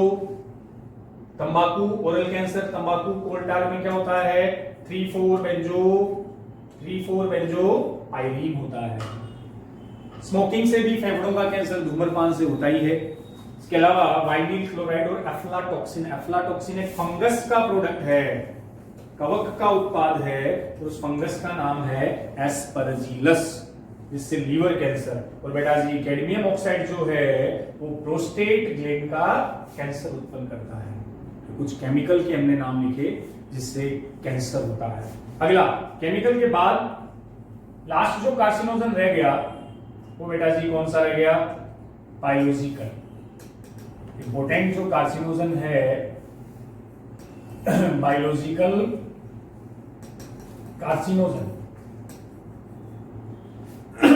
तो जो बायोलॉजिकल कार्सिनोजन है इसमें कुछ जैविक कारक की अपन बात करेंगे, कुछ वायरस की बात करेंगे जो कैंसर भी उत्पन्न करते हैं। तो इनमें जो बेटा जी वायरस आते हैं उनके लिए वर्ड आता है ओंको वायरस, ध्यान से सुन लेना। ओंको, ओंकोलॉजी, ओंकोलॉजी भी क्या था, कैंसर। और ऐसे वायरस जिनसे कैंसर होता हो वो क्या कहलाए, onco virus, that's called cancer causing virus, cancer उत्पन्न करने वाले वायरस, ये ओंको वायरस कहलाते हैं। कौन कौन से, कुछ एग्जांपल अपन ने पढ़ रखे हैं, जैसे ओंको वायरस के एग्जांपल बता रहा हूं मैं, HIV, लास्ट लेक्चर में तो HIV से हमने एड्स बताया था, लेकिन बच्चों वहां आपको लिखाया था HIV में कैंसर भी होता है, ये ओंको वायरस है। एक आएगा हेपेटाइटिस बी वायरस, ये भी आया था, ह्यूमन पैपिलोमा वायरस। तो देखो HIV से तो कौन सा कैंसर था, याद कर लो, कापोसी सार्कोमा, याद आया, कैंसर ऑफ ब्लड वेसल्स, वहां आपको बता दिया था बच्चों, कापोसी सार्कोमा एक ऐसा कैंसर है जिसका कोज या जिसका जो किसकी वजह से होगा, HIV की वजह से। HBV, ये कौन सा वायरस, ये भी आया था, हेपेटाइटिस बी वायरस, वो हेपेटाइटिस बी हमने बताया था ना, हेपेटाइटिस बी, हिपेटर, रिपीटर वर्ड किसके लिए? लीवर। इससे कौन सा कैंसर? Liver cancer. कौन सा? लीवर। एचपीवी। एचपीवी देखो बच्चों, ये नया नाम है अपने लिए, human papilloma virus. Papilloma virus में लास्ट में देखो ओमा आ रहा है वायरस के नाम में, पेपिलोमा वायरस। ये cancer of reproductive organ, reproductive organ में कैंसर उत्पन्न करता है, कैंसर ऑफ रिप्रोडक्टिव ऑर्गन। तो ये 3 मैंने वायरस बोर्ड पे लिखे जिनसे कैंसर होता है, इसलिए इन वायरस को बच्चों हम क्या बोल सकते हैं? ओंको वायरस, कैंसर उत्पन्न करने वाले वायरस। कौन कौन से सुन लो? HIV, Kaposi sarcoma, cancer of blood vessel, cancer of blood vessel, HBV liver cancer, और एचपीवी ह्यूमन पेपिलोमा वायरस जो कौन सा? जननांगों में कैंसर उत्पन्न करवाता है, रिप्रोडक्टिव ऑर्गन में कैंसर से रिलेटेड है, ये एचपीवी। अब बच्चों वायरस से देखो कैंसर होता कैसे? कैसे ये कैंसर करते हैं, या कार्सिनोजन से कैसे कैंसर होता है? एक सिंपल सी अपने को जीन की मैकेनिज्म मैं आपको समझाता हूं कि बेटा जी देखो होता क्या है, थोड़ा ध्यान से हम सुनेंगे कि अपनी बॉडी की सेल में एक जीन होती है प्रोटो ऑन्कोजीन। अपने को ये तो बताना कि बॉडी का ईच एंड एवरी कैरेक्टर, हर लक्षण को कोई ना कोई जीन कंट्रोल करती है, किसी न किसी जीन के द्वारा वो नियंत्रित होता है। तो अपनी बॉडी की सेल में एक जीन है, अपने सब में एक जीन है प्रोटो ऑन्कोजीन। प्रोटो लगने का मतलब निष्क्रिय है, इनएक्टिव है। ऑन्को का मतलब कैंसर से कनेक्टेड है। अब जो प्रोटो ऑन्कोजीन है वो इस जीन को, ये जो कार्सिनोजन होते हैं, कौन? कार्सिनोजन। तो निष्क्रिय प्रोटो ऑन्कोजीन कार्सिनोजन की प्रेजेंस में बच्चों कन्वर्ट हो जाती है ऑन्कोजीन में, और ऑन्कोजीन का मतलब उसका कौन सा फॉर्म हुआ? एक्टिव। पहली चीज तो ये समझ लो कि कैंसर कार्सिनोजन से कैसे होता है। तो कार्सिनोजन क्या करते हैं? इनएक्टिव निष्क्रिय प्रोटो ऑन्कोजीन को बदल देते हैं सक्रिय ऑन्कोजीन में, और जब ऑन्कोजीन एक्टिव है तो यही बच्चों डिवीजन को क्या कर देगी? फास्ट कर देगी। ऑन्कोजीन डिवीजन को फास्ट कर देती है, इसी वजह से क्या होता है? कैंसर। तो कैंसर उत्पन्न करने के लिए जीन कौन सी? ऑन्कोजीन। आपकी बॉडी में है कौन सी? प्रोटो। इससे कैंसर नहीं हो रहा, प्रोटो ऑन्कोजीन तो इनएक्टिव है। जब बच्चों ये एक्टिव होती है तब क्या होता है? कैंसर। समझ गए बात? अब प्रोटो ऑन्कोजीन ही इसी को बोलते हैं सेलुलर ऑन्कोजीन, कोशिकीय ऑन्कोजीन, या शॉर्ट में CONC ये वर्ड दे रखा है एनसीईआरटी में। सेलुलर ऑन्कोजीन, कोशिकीय ऑन्कोजीन जो अपनी सेल में मिलती है, और ये बेटा जी कैसी है? इनएक्टिव। तो जब तक जीन निष्क्रिय है कैंसर नहीं होगा, लेकिन कार्सिनोजन क्या करते हैं? इस इनएक्टिव जीन को एक्टिव कर देते हैं, और जब जीन एक्टिव हो गई तो नॉर्मल सेल किसमें कन्वर्ट हो जाएगी? कैंसर सेल में। तो पहली जीन जो कैंसर से रिलेटेड है प्रोटो ऑन्कोजीन, इसमें कैंसर नहीं होगा, जब ये एक्टिव होगी तब बच्चों क्या होगा? कैंसर। क्लियर? एक और जीन के बारे में डिस्कस कर रहा हूं मैं, वो भी ढंग से सुन लो। दूसरी मैंने एक जीन लिखी ट्यूमर, रटना कुछ नहीं है बच्चों, नाम में ही मतलब है। देखो tumour suppressor gene, tumour suppressor gene, अबूर्द सप्रेशर का मतलब क्या हुआ? संदमक जीन। अपनी बॉडी में एक और जीन मिलती है ट्यूमर सप्रेशर जीन, ट्यूमर संदमक जीन। अब मान लो क्या, इस जीन को समझो। ट्यूमर सप्रेशर का मतलब ये जीन जब तक है आपकी बॉडी में ट्यूमर बनेगा कि नहीं, कुछ नहीं रखना। क्या नाम है? ट्यूमर सप्रेशर जीन, जो ट्यूमर बनने को क्या करती है? सप्रेस करती है, संदमित करती है। तो जब तक ये जीन एक्टिव है बच्चों, ये जीन जब तक एक्टिव है तब तक ट्यूमर का फॉर्मेशन नहीं होगा। समझ रहे हो बात को? अरे समझे क्या? क्या नाम है? Tumour suppressor gene. तो ये ऐसी जीन है जो ट्यूमर फॉर्मेशन को क्या कर रही है? सप्रेस कर रही है, रोक रही है। तो ये जीन में सामान्यतः क्या रहती है? एक्टिव। जब तक एक्टिव है ट्यूमर का फॉर्मेशन नहीं होगा। लेकिन बेटा जी कार्सिनोजन क्या करेंगे? ये लो कार्सिनोजन है, वो कहां इसको चैन से रहने देते हैं? कार्सिनोजन क्या करेंगे? इस जीन को, कौन सी को? ट्यूमर सप्रेशर जीन को इनएक्टिव कर देंगे। क्या कर देंगे? इनएक्टिव। बस। और ये जीन जब तक एक्टिव थी तब तक ट्यूमर का फॉर्मेशन नहीं हो रहा था। लेकिन जैसे ही जीन इनएक्टिव हुई अब क्या बनने लग जाएगा? ट्यूमर। बात बेजे में घुसी। सुन लो फिर से, डिफरेंसेस है। मैंने 2 जीन लिखा दी, एक तो प्रोटो ऑन्कोजीन, दूसरी ट्यूमर सप्रेशर जीन। ध्यान से, प्रोटो ऑन्कोजीन, प्रोटो लग गया तो नॉर्मली कैसी है? इनएक्टिव। कार्सिनोजन इसको क्या कर देगा? एक्टिव ऑन्कोजीन में बदल देगा। तो पूछा जा सकता है, कार्सिनोजन प्रोटो ऑन्कोजीन को तो एक्टिव करता है, ट्यूमर सप्रेशर जीन जो नॉर्मली एक्टिव है उसे कार्सिनोजन क्या कर देगा? इनएक्टिव कर देगा। बस ये फंडा समझ लेना। 2 जीन जो यहां हमने, वैसे तो और भी कई जीन होती है बच्चों, लेकिन ये 2 यहां इंपॉर्टेंट जीन है कैंसर से कनेक्टेड। प्रोटोऑन्कोजीन जो इनएक्टिव है, कार्सिनोजन उसको एक्टिव कर देगा। ट्यूमर सप्रेशर जीन जो नॉर्मली एक्टिव है, ट्यूमर बनने को सप्रेस करती है, कार्सिनोजन उसको यहां क्या कर देगा? इनएक्टिव कर देगा। तो प्रोटोऑन्कोजीन को एक्टिव करता है, ट्यूमर सप्रेशर जीन को इनएक्टिव करता है। ये अपने कौन से हो गए? Biological carcinogen. तो अपन ने कार्सिनोजन के बारे में क्या बताया? Cancer causing agent. इसमें फिजिकल में रेडिएशन आ गई, केमिकल में कुछ केमिकल्स आ गए, बायोलॉजिकल में उनको वायरस आ गए बच्चों। हार्मोनल में अपन ने एक बात की थी, किसकी? एस्ट्रोजन हार्मोन्स की। समझ रहे हो बात?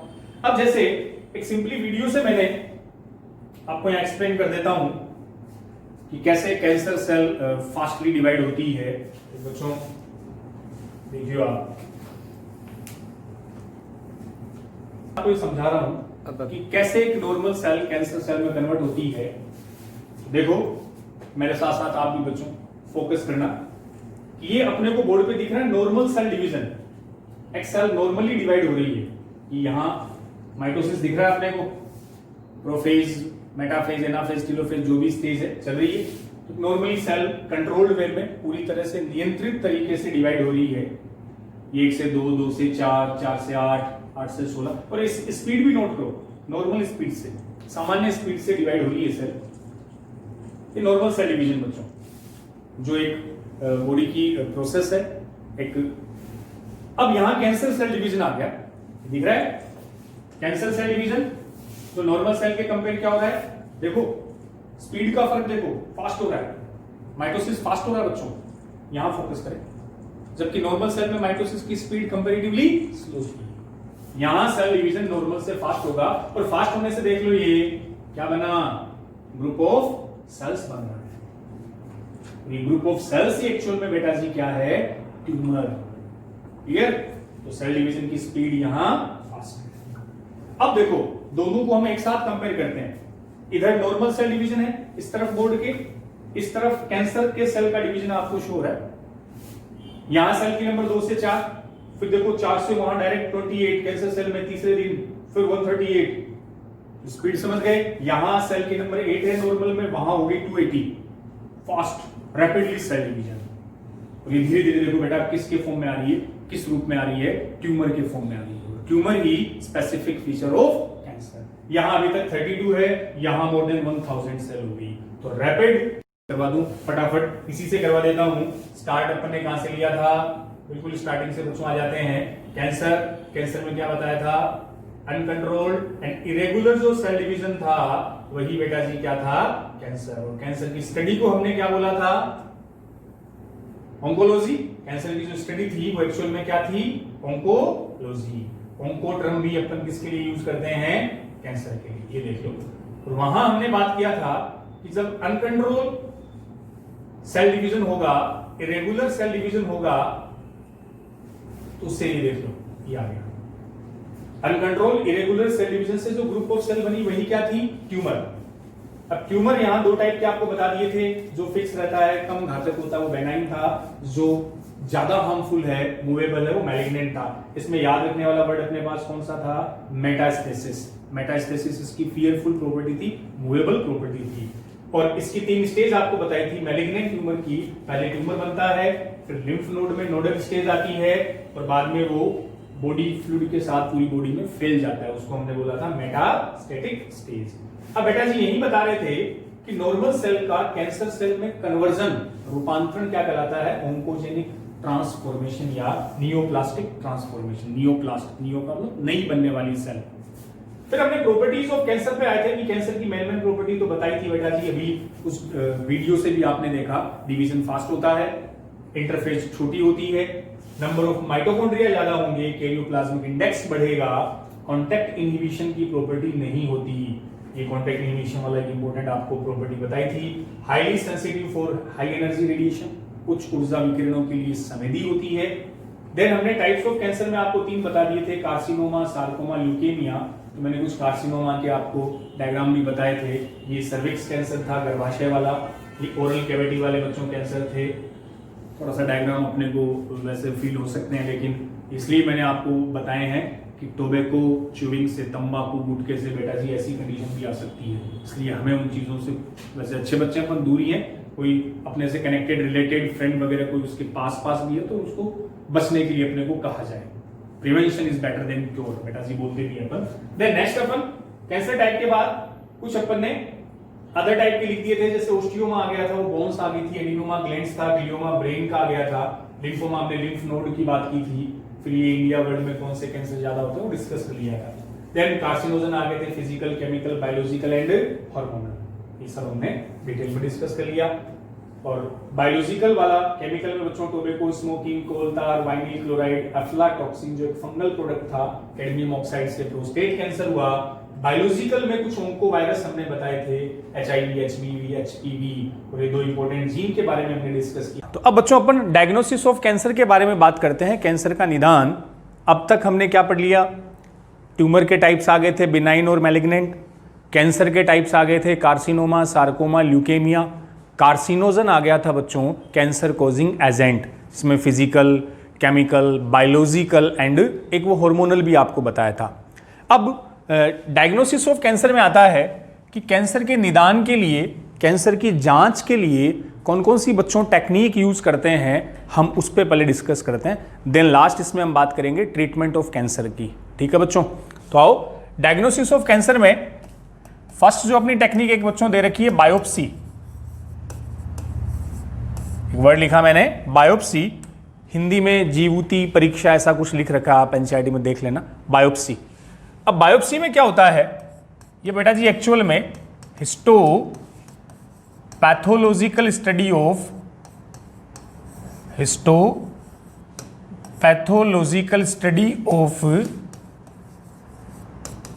Tumour cells, histopathological study of tumour cells. तो इसका मतलब ये हुआ कि बायोप्सी, देखो ये मेन कैंसर की एक डायग्नोस है, इसमें जो ट्यूमर सेल है, जो अबूर्द कोशिकाएं हैं।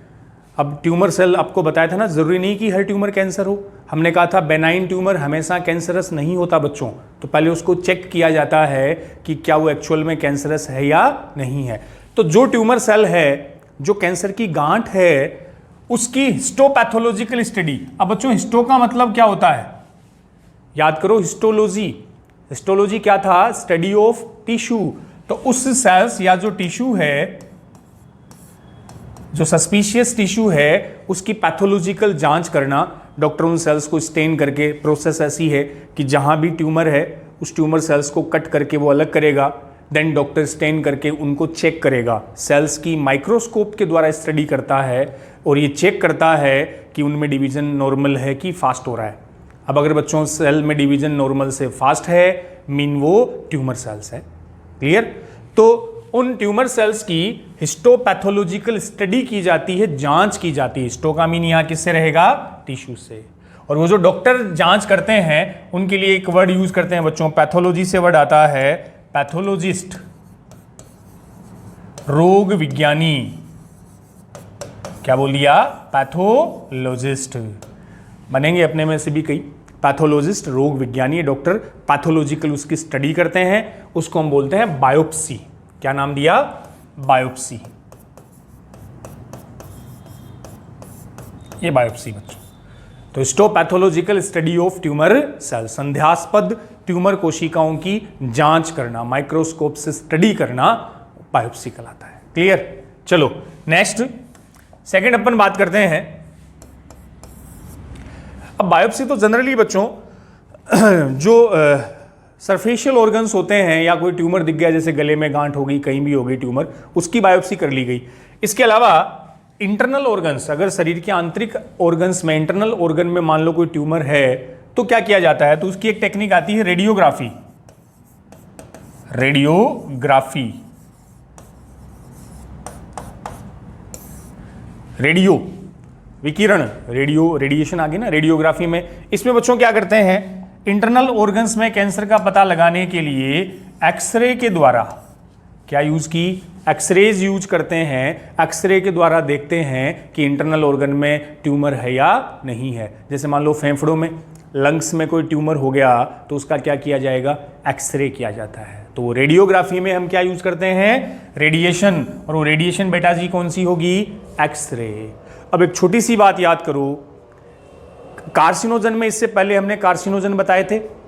कार्सिनोजन में आपको बताया था एक्सरे। एक्सरे खुद कार्सिनोजेनिक होती है, जिनसे कैंसर होता है। इसलिए बेटा जी ज़्यादा एक्सरे भी डॉक्टर करवाने की एडवाइस नहीं देता है, बिकॉज एक्सरे से खुद कार्सिनोजेनिक इफेक्ट होते हैं। तो ये इसका एक साइड इफेक्ट भी है। देन रेडियोग्राफी से अपन थर्ड में लेके आ रहा हूं। थर्ड जो टेक्निक है सीटी स्कैन। रेडियोग्राफी से अपन एक बेटर टेक्निक लेकर आएंगे जिसे हमने क्या नाम दिया? CT scan. तो सीटी स्कैन का बेटा जी फुल फॉर्म अपन ने बोला computed tomography scanning. Computed tomographic scanning. तो देख लो सीटी स्कैन ये भी एक्चुअल में एक्सरे की तरह की टेक्निक है, इसमें भी एक्सरे यूज करते हैं, बट रेडियोग्राफी से एडवांस है, उससे ज्यादा एडवांस टेक्निक है। और इसमें यूज तो बेटा जी वही क्या किया गया? एक्सरेज को ही यूज करते हैं, लेकिन यहां जो इमेज अपने को मिलती है वो कैसी इमेज मिलेगी? 3D image. भी सीटी स्कैन में भी बच्चों क्या यूज करेंगे? यूज तो एक्सरे ही करेंगे, लेकिन जो इमेज अपने को प्राप्त होती है वो 3 डायमेंशनल इमेज यहां प्राप्त होगी। तो रेडियोग्राफी से ज्यादा एडवांस कौन है? सीटी स्कैन है, जिसमें 3D इमेज अपने सामने, उसकी 3D में जो भी अपन देख रहे हैं उसकी 3D इमेज आ जाती है। लेकिन यहां भी साइड इफेक्ट तो वही है। साइड इफेक्ट क्या? अभी भी हम किसका यूज कर रहे हैं बेटा जी? यूज तो एक्सरे ही हो रहा है, और एक्सरे खुद कैसी है? कार्सिनोजेनिक। लेकिन रेडियोग्राफी के कंपेयर ये क्या होती है? एडवांस होती है। जैसे मैं थोड़ा सा एक डायग्राम लेके आपको इसको समझा देता हूं। जैसे ये बच्चों अपन ने एक इमेज उठाई, दिख रही है बोर्ड पे अपने को इमेज? तो ये तो इमेज बेटा जी एक रेडियोग्राफी एक्सरे की देख लो आप। ये तो कोई एक्सरे है, यहां बता देता हूं मैं। ये लो, ये तो लंग्स का एक्सरे है, फेफड़े का एक एक्सरे है। एक्सरे में देख लो बेटा जी, इसमें अपने को दिख रहा है ये वाली जो स्ट्रक्चर यहां दिख रही है ना, ये देखो, ये येलोइश जो कलर में है, यही एक्चुअल में लंग्स में क्या दिख रहा है? ट्यूमर। ये ट्यूमर है, और ये लंग्स का क्या है? एक्सरे। इसको अपन रेडियोग्राफी बोल सकते हैं। तो इंटरनल ऑर्गन, आंतरिक अंगों में ट्यूमर का पता लगाने के लिए उनकी रेडियोग्राफी कर सकते हैं, सीटी स्कैन कर सकते हैं। रेडियोग्राफी से बच्चों ज्यादा बेटर कौन है? सीटी स्कैन, क्योंकि इसमें उस इमेज की 3D इमेज आपको मिल जाएगी। हालांकि यूज दोनों में ही किसको किया जाएगा? एक्सरेज को। क्लियर? तो ये जो हमने दिखाया आपको, ये लंग्स का क्या है? एक्सरे है। ऐसी एक और बेटा जी, आते हैं अपन एक और इमेज पे। इस पे देखना आप, ये जो इमेज मैं आप लोगों के लिए लाया हूं बच्चों, ये सीटी स्कैन, ये ब्रेन का सीटी स्कैन है, ब्रेन की सीटी स्कैन की इमेज है। अब सीटी स्कैन में बच्चों 3D डायग्राम आ जाता है, पूरा ब्रेन की पूरी स्ट्रक्चर एक साथ अपने सामने आ जाती है। तो यहाँ जैसे ब्रेन के सेक्शन होते हैं, इसमें जैसे बच्चों ये जो दिख रहे हैं अपने को, ये वाले स्पॉट, ये जो दिख रहे हैं ना पैचेज लाइक स्ट्रक्चर, ये एक्चुअल में ब्रेन का क्या है, ट्यूमर। ब्रेन में ट्यूमर को इंडिकेट कर रहा है। तो ये वाला डायग्राम तो क्या हो गया, एक्सरे, सिंपल एक्सरे है। ये है एक तरह से सीटी स्कैन, जो एक्सरे के कंपेयर ज्यादा एडवांस होता है। चलें आगे बच्चों, चलो नेक्स्ट अपन डिस्कस करते हैं। तो पहली बायोप्सी, दूसरा आ गया रेडियोग्राफी, थर्ड हमने बात की सीटी स्कैन, फोर्थ बच्चों जो सबसे एडवांस टेक्निक हम डिस्कस करते हैं वो एमआरआई। एमआरआई जिसको हम बोलते हैं magnetic resonance imaging, magnetic resonance imaging technique, magnetic चुंबकीय अनुनाद चित्रण तकनीक, मैग्नेटिक रेजोनेंस इमेजिंग, चुंबकीय अनुनाद चित्रण तकनीक। तो ये बेटा जी जो एमआरआई है ये सीटी स्कैन से भी बेटर है, better than CT scan, comparatively better than CT scan. तो कहने का मतलब ये सीटी स्कैन से भी श्रेष्ठ तकनीक होती है। क्यों होती है? तो इसका पहला रीजन, सीटी स्कैन का साइड इफेक्ट क्या था, वही उसमें क्या यूज करते हो, एक्सरे। तो बेटा जी जो एमआरआई है, एमआरआई में यूज की जाती है, नाम से देख लो, इलेक्ट्रोमैग्नेटिक वेव्स, विद्युत चुंबकीय तरंगें। तो इसमें इलेक्ट्रोमैग्नेटिक वेव्स और थोड़ी बहुत अमाउंट में नॉन आयोनाइजिंग रेडिएशन, अनआयनकारी विकिरणें। तो एमआरआई जो है वो सीटी स्कैन की तुलना में बेस्ट है, बेटर है। क्यों? क्योंकि इसमें एक्सरे काम में नहीं आती। तो बच्चों क्या काम में आ रही है? इसमें काम आ रही है इलेक्ट्रोमैग्नेटिक वेव्स, विद्युत चुंबकीय तरंगें, और ऑर्गन्स उस पर्टिकुलर पार्ट से निकलने वाली नॉन आयोनाइजिंग रेडिएशन। ये कम अमाउंट में, इसलिए इनका यहां कोई साइड इफेक्ट नहीं होता। अब एमआरआई जो बच्चों है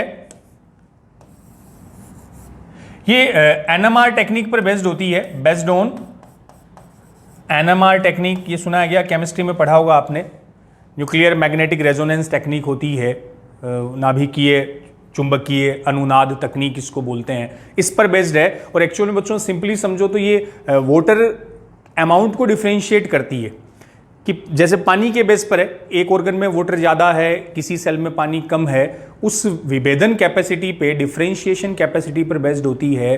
तो जनरली पानी जिस ऑर्गन में ज़्यादा होगा उसका एमआरआई बेटा जी उतना ही क्लियर आता है, H+ आयंस को डिटेक्ट करती है। इसलिए एक छोटी सी यहाँ डीमेरिट ये आती है कि मान लो जो हार्ड बॉडी ऑर्गन्स है, जैसे बोन, हड्डी की बात करूं मैं, अब बच्चों हड्डियों में पानी, सिंपल सी बात है, हार्ड होगा तो वाटर कंपैरेटिवली कम होगा।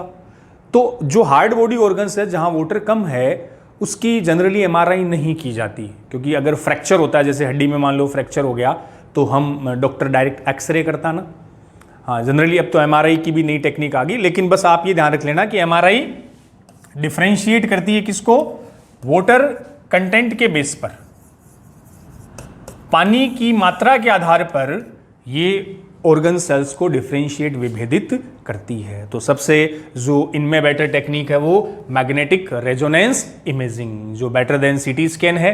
इसमें इलेक्ट्रोमैग्नेटिक वेव्स और साथ में क्या यूज की, नॉन आयोनाइजिंग रेडिएशन, जो बेस्ड है, आधारित है एनएमआर पे, न्यूक्लियर मैग्नेटिक रेजोनेंस पे। तो सबसे पहले बेटा जी कौन, बायोप्सी, ये डायग्नोसिस की टेक्निक है। ऐसे एक और लिख लेते हैं अपन, एमआरआई के बाद फिफ्थ बेटा जी पेप स्मीयर टेस्ट, याद रखना अपने को, पेप स्मीयर टेस्ट। ये पर्टिकुलरली यूज होता है for diagnosis of cervical cancer और सर्विक्स कैंसर। पूछा जा सकता है पेप स्मीयर टेस्ट, इसको बोलते हैं पेप स्मीयर टेस्ट, नाम है बच्चों इसका। जो सर्विक्स कैंसर, सर्विक्स याद आ गया, यूटेरस, गर्भाशय वाला जो कैंसर है, उसके निदान के लिए, उसके डायग्नोसिस के लिए एक अलग से यूज किया जाता है पेप स्मीयर टेस्ट। इसमें बच्चों जो सर्विक्स की सेल है, गर्भाशय की जो सेल्स है, उन सर्वाइकल सेल्स को डॉक्टर बाहर लेता है, वही फिर उसकी स्टडी करता है कि वो सेल्स नॉर्मल है या तो कैंसरस है। तो ये अलग अलग डायग्नोसिस की टेक्निक जिससे कैंसर के बारे में पता लगाते हैं। नेक्स्ट बच्चों, अगला जो पॉइंट आता है, डायग्नोसिस के बाद हम डिस्कस करते हैं treatment of cancer. Treatment of cancer,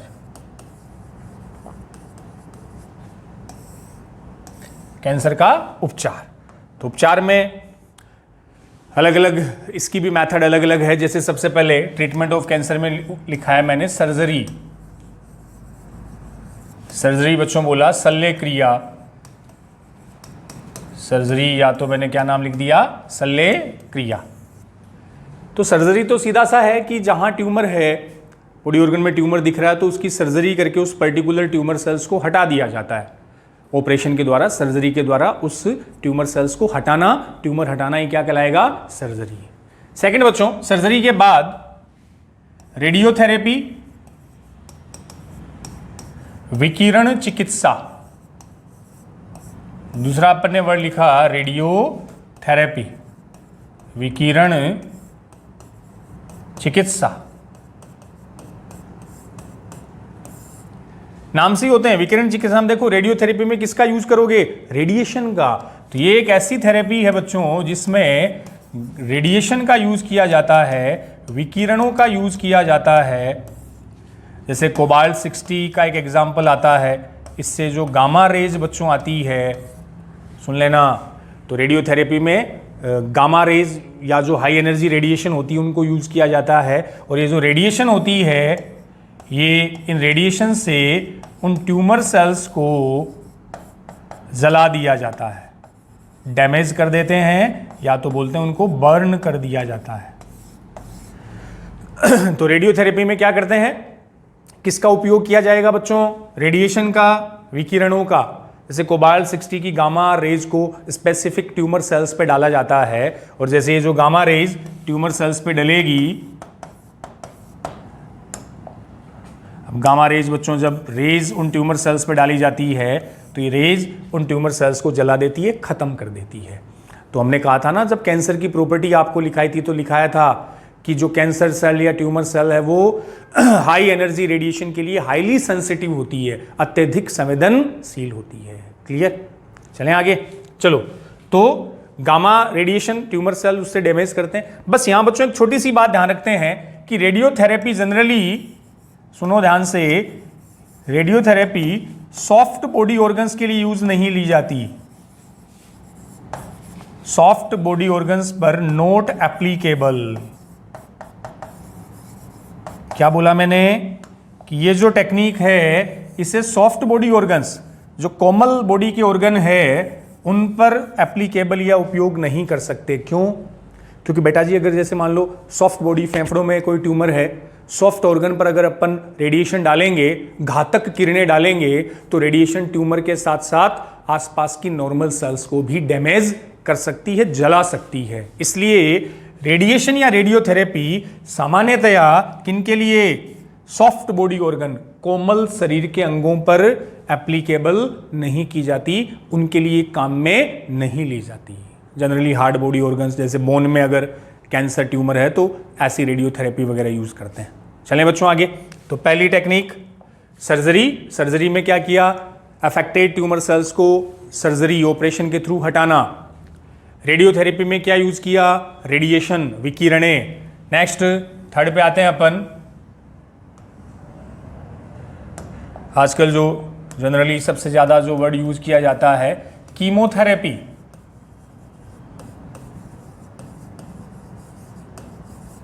अगला बेटा जी अपन ने एक वर्ड लिखा कीमोथेरेपी, रसो चिकित्सा या रसायन चिकित्सा भी बोलते हैं, कीमोथेरेपी, रसो चिकित्सा। अब कीमोथेरेपी में बेटा जी नाम से देखो कीमो केमिकल, इसमें यूज की जाती है एंटी कैंसर ड्रग। यहां ड्रग्स का मतलब मेडिसिन है, औषधियां। तो इसमें बच्चों ऐसी केमिकल या मेडिसिन यूज की जाती है, औषधियां यूज की जाती है। एंटी कैंसर का मतलब जो कैंसर के क्या होती है, विरोधी होती है, जो कैंसर से रोकथाम करती है। तो कीमोथेरेपी में हम केमिकल यूज करते हैं, रसायन यूज करते हैं, मेडिसिन यूज करते हैं। कुछ मेडिसिन के मैं एग्जांपल लिखाऊंगा, और इसमें वैसे बेटा जी high doses of chemical use करते हैं। हाई डोज ऑफ केमिकल, जो पेशेंट होता है, जो रोगी होता है, उसके शरीर में दवाइयों की, रसायनों की हाई डोज, उच्च सांद्रता, हाई डोज दी जाती है। और वो जो मेडिसिन या केमिकल की हाई डोज है वो उन ट्यूमर सेल्स को खत्म करती है। तो रसायनों से इलाज, केमिकल से ट्रीटमेंट करना, वो क्या कहलाया, कीमोथेरेपी। अब कौन कौन सी कुछ मेडिसिन के जैसे एग्जांपल लिख लें अपन, इंपॉर्टेंट है बेटा जी।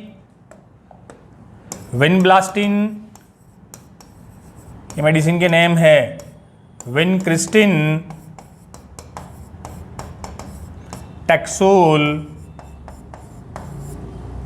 विनब्लास्टिन और विनक्रिस्टिन ये दो तो पहले भी पढ़े होंगे कहीं आपने।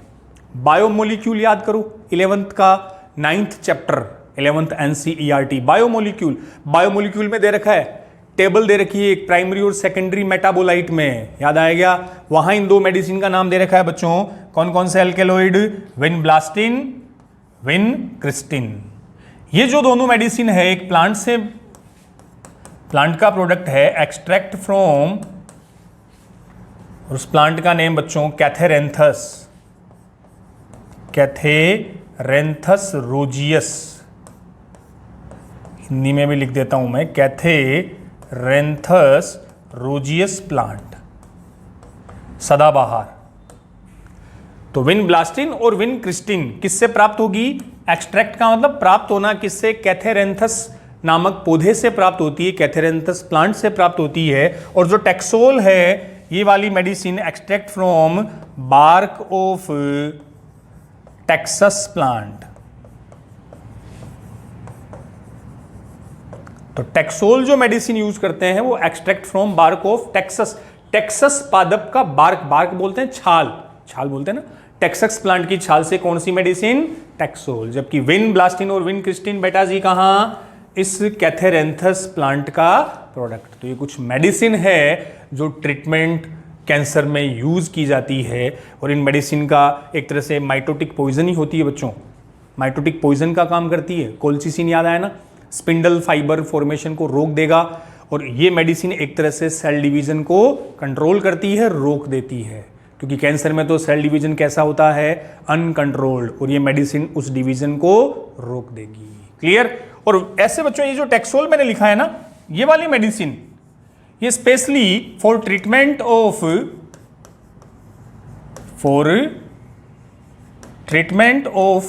एक वो ब्लड वेसल्स का कैंसर बताया था आपको, क्या नाम लिखाया था, कापोसी सार्कोमा। तो ये भी एक स्पेशली इसमें आ जाता है कि ये वाली जो मेडिसिन है कौन सी, टैक्सोल, ये कापोसी सार्कोमा के उपचार में यूज की जाती है। कापोसी सार्कोमा जो कैंसर था ब्लड वेसल्स का। क्लियर। तो कीमोथेरेपी में हमने क्या यूज की, केमिकल्स यूज की, दवाइयां यूज की, मेडिसिन यूज की, जिन्हें हमने क्या नाम दिया बच्चों, एंटी कैंसर ड्रग, जो एक्चुअल में high doses of chemical use करते हैं, जिसमें विनब्लास्टिन, विनक्रिस्टिन, टैक्सोल, ये कुछ मेडिसिन के नेम है। और ये एक्चुअल में विनब्लास्टिन, क्रिस्टिन क्या करता है, जो सेल डिवीजन है इसे रोक देगा, स्पीड कम कर देगा, कंट्रोल कर देगा। और कैंसर में डिवीजन फास्ट होता है, इसको कम कर देगा, बंद कर देगा, माइटोटिक पॉइजन का काम करता है। क्लियर। चलें आगे। चलो, कीमोथेरेपी के बाद फोर्थ लिख रहे हैं अपन, इम्यूनोथेरेपी, प्रतिरक्षी चिकित्सा, इम्यूनोथेरेपी, प्रतिरक्षी चिकित्सा।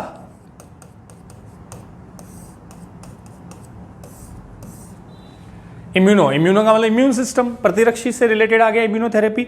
अब बच्चों एक सिंपल सा मैं क्वेश्चन पूछता हूं, ध्यान से सुनना आप, कि आपसे ये बोले कि भी बॉडी में जब ट्यूमर सेल बन गई, किसी बंदे की बॉडी में ट्यूमर सेल्स बनी है, तो क्या उस ट्यूमर सेल के अगेंस्ट अपना इम्यून सिस्टम एंटीबॉडी बनाएगा? सोचो, दिमाग पे थोड़ा सा जोर डालो। भाई हम बोलते हैं ना नॉर्मली, कोई फॉरेन पार्टिकल एंटीजन आया तो आपका इम्यून सिस्टम एंटीबॉडी बनाएगा, उससे अपनी सुरक्षा करता है, प्रोटेक्शन करता है। तो क्या ट्यूमर सेल के अगेंस्ट एंटीबॉडी बनेगी? नहीं बनेगी, इम्यून सिस्टम नहीं बनाएगा। क्यों नहीं बनाएगा? क्योंकि बच्चों ट्यूमर सेल, बोलो अरे बेटा जी, ट्यूमर सेल तो खुद बॉडी की तो सेल है, और सेल्फ सेल्स, अपनी सेल्स के against immune system normally antibody produce नहीं करता। वो तो बाहर से आने वाली सेल एंटीजन के अगेंस्ट क्या बनाता है? एंटीबॉडी। तो इन जनरली ट्यूमर सेल्स के against immune system antibody production नहीं करता। तो क्या किया जाए? तो बच्चों कुछ ऐसे केमिकल यूज करते हैं जो अपने इम्यून सिस्टम की एक्टिविटी को मॉडिफाई कर देते हैं, अपने प्रतिरक्षी तंत्र का जो रेस्पॉन्स है, अनुक्रिया, उसको रूपांतरित कर देते हैं, चेंज कर देते हैं, और आपका इम्यून सिस्टम ट्यूमर सेल्स के अगेंस्ट ही क्या हो जाएगा? एक्टिव हो जाएगा, और उसके अगेंस्ट क्या बनाने लग जाएगा? एंटीबॉडी। तो नॉर्मली ट्यूमर सेल्स के against immune system antibody production नहीं करता, लेकिन कुछ ऐसे स्पेशल केमिकल्स यूज होते हैं, इंटरफेरोन यूज होते हैं, जो इम्यून सिस्टम को मॉडिफाई कर देते हैं। उन्हें क्या नाम देते हैं? सुन लो, इम्यूनोथेरेपी में अपन यूज करेंगे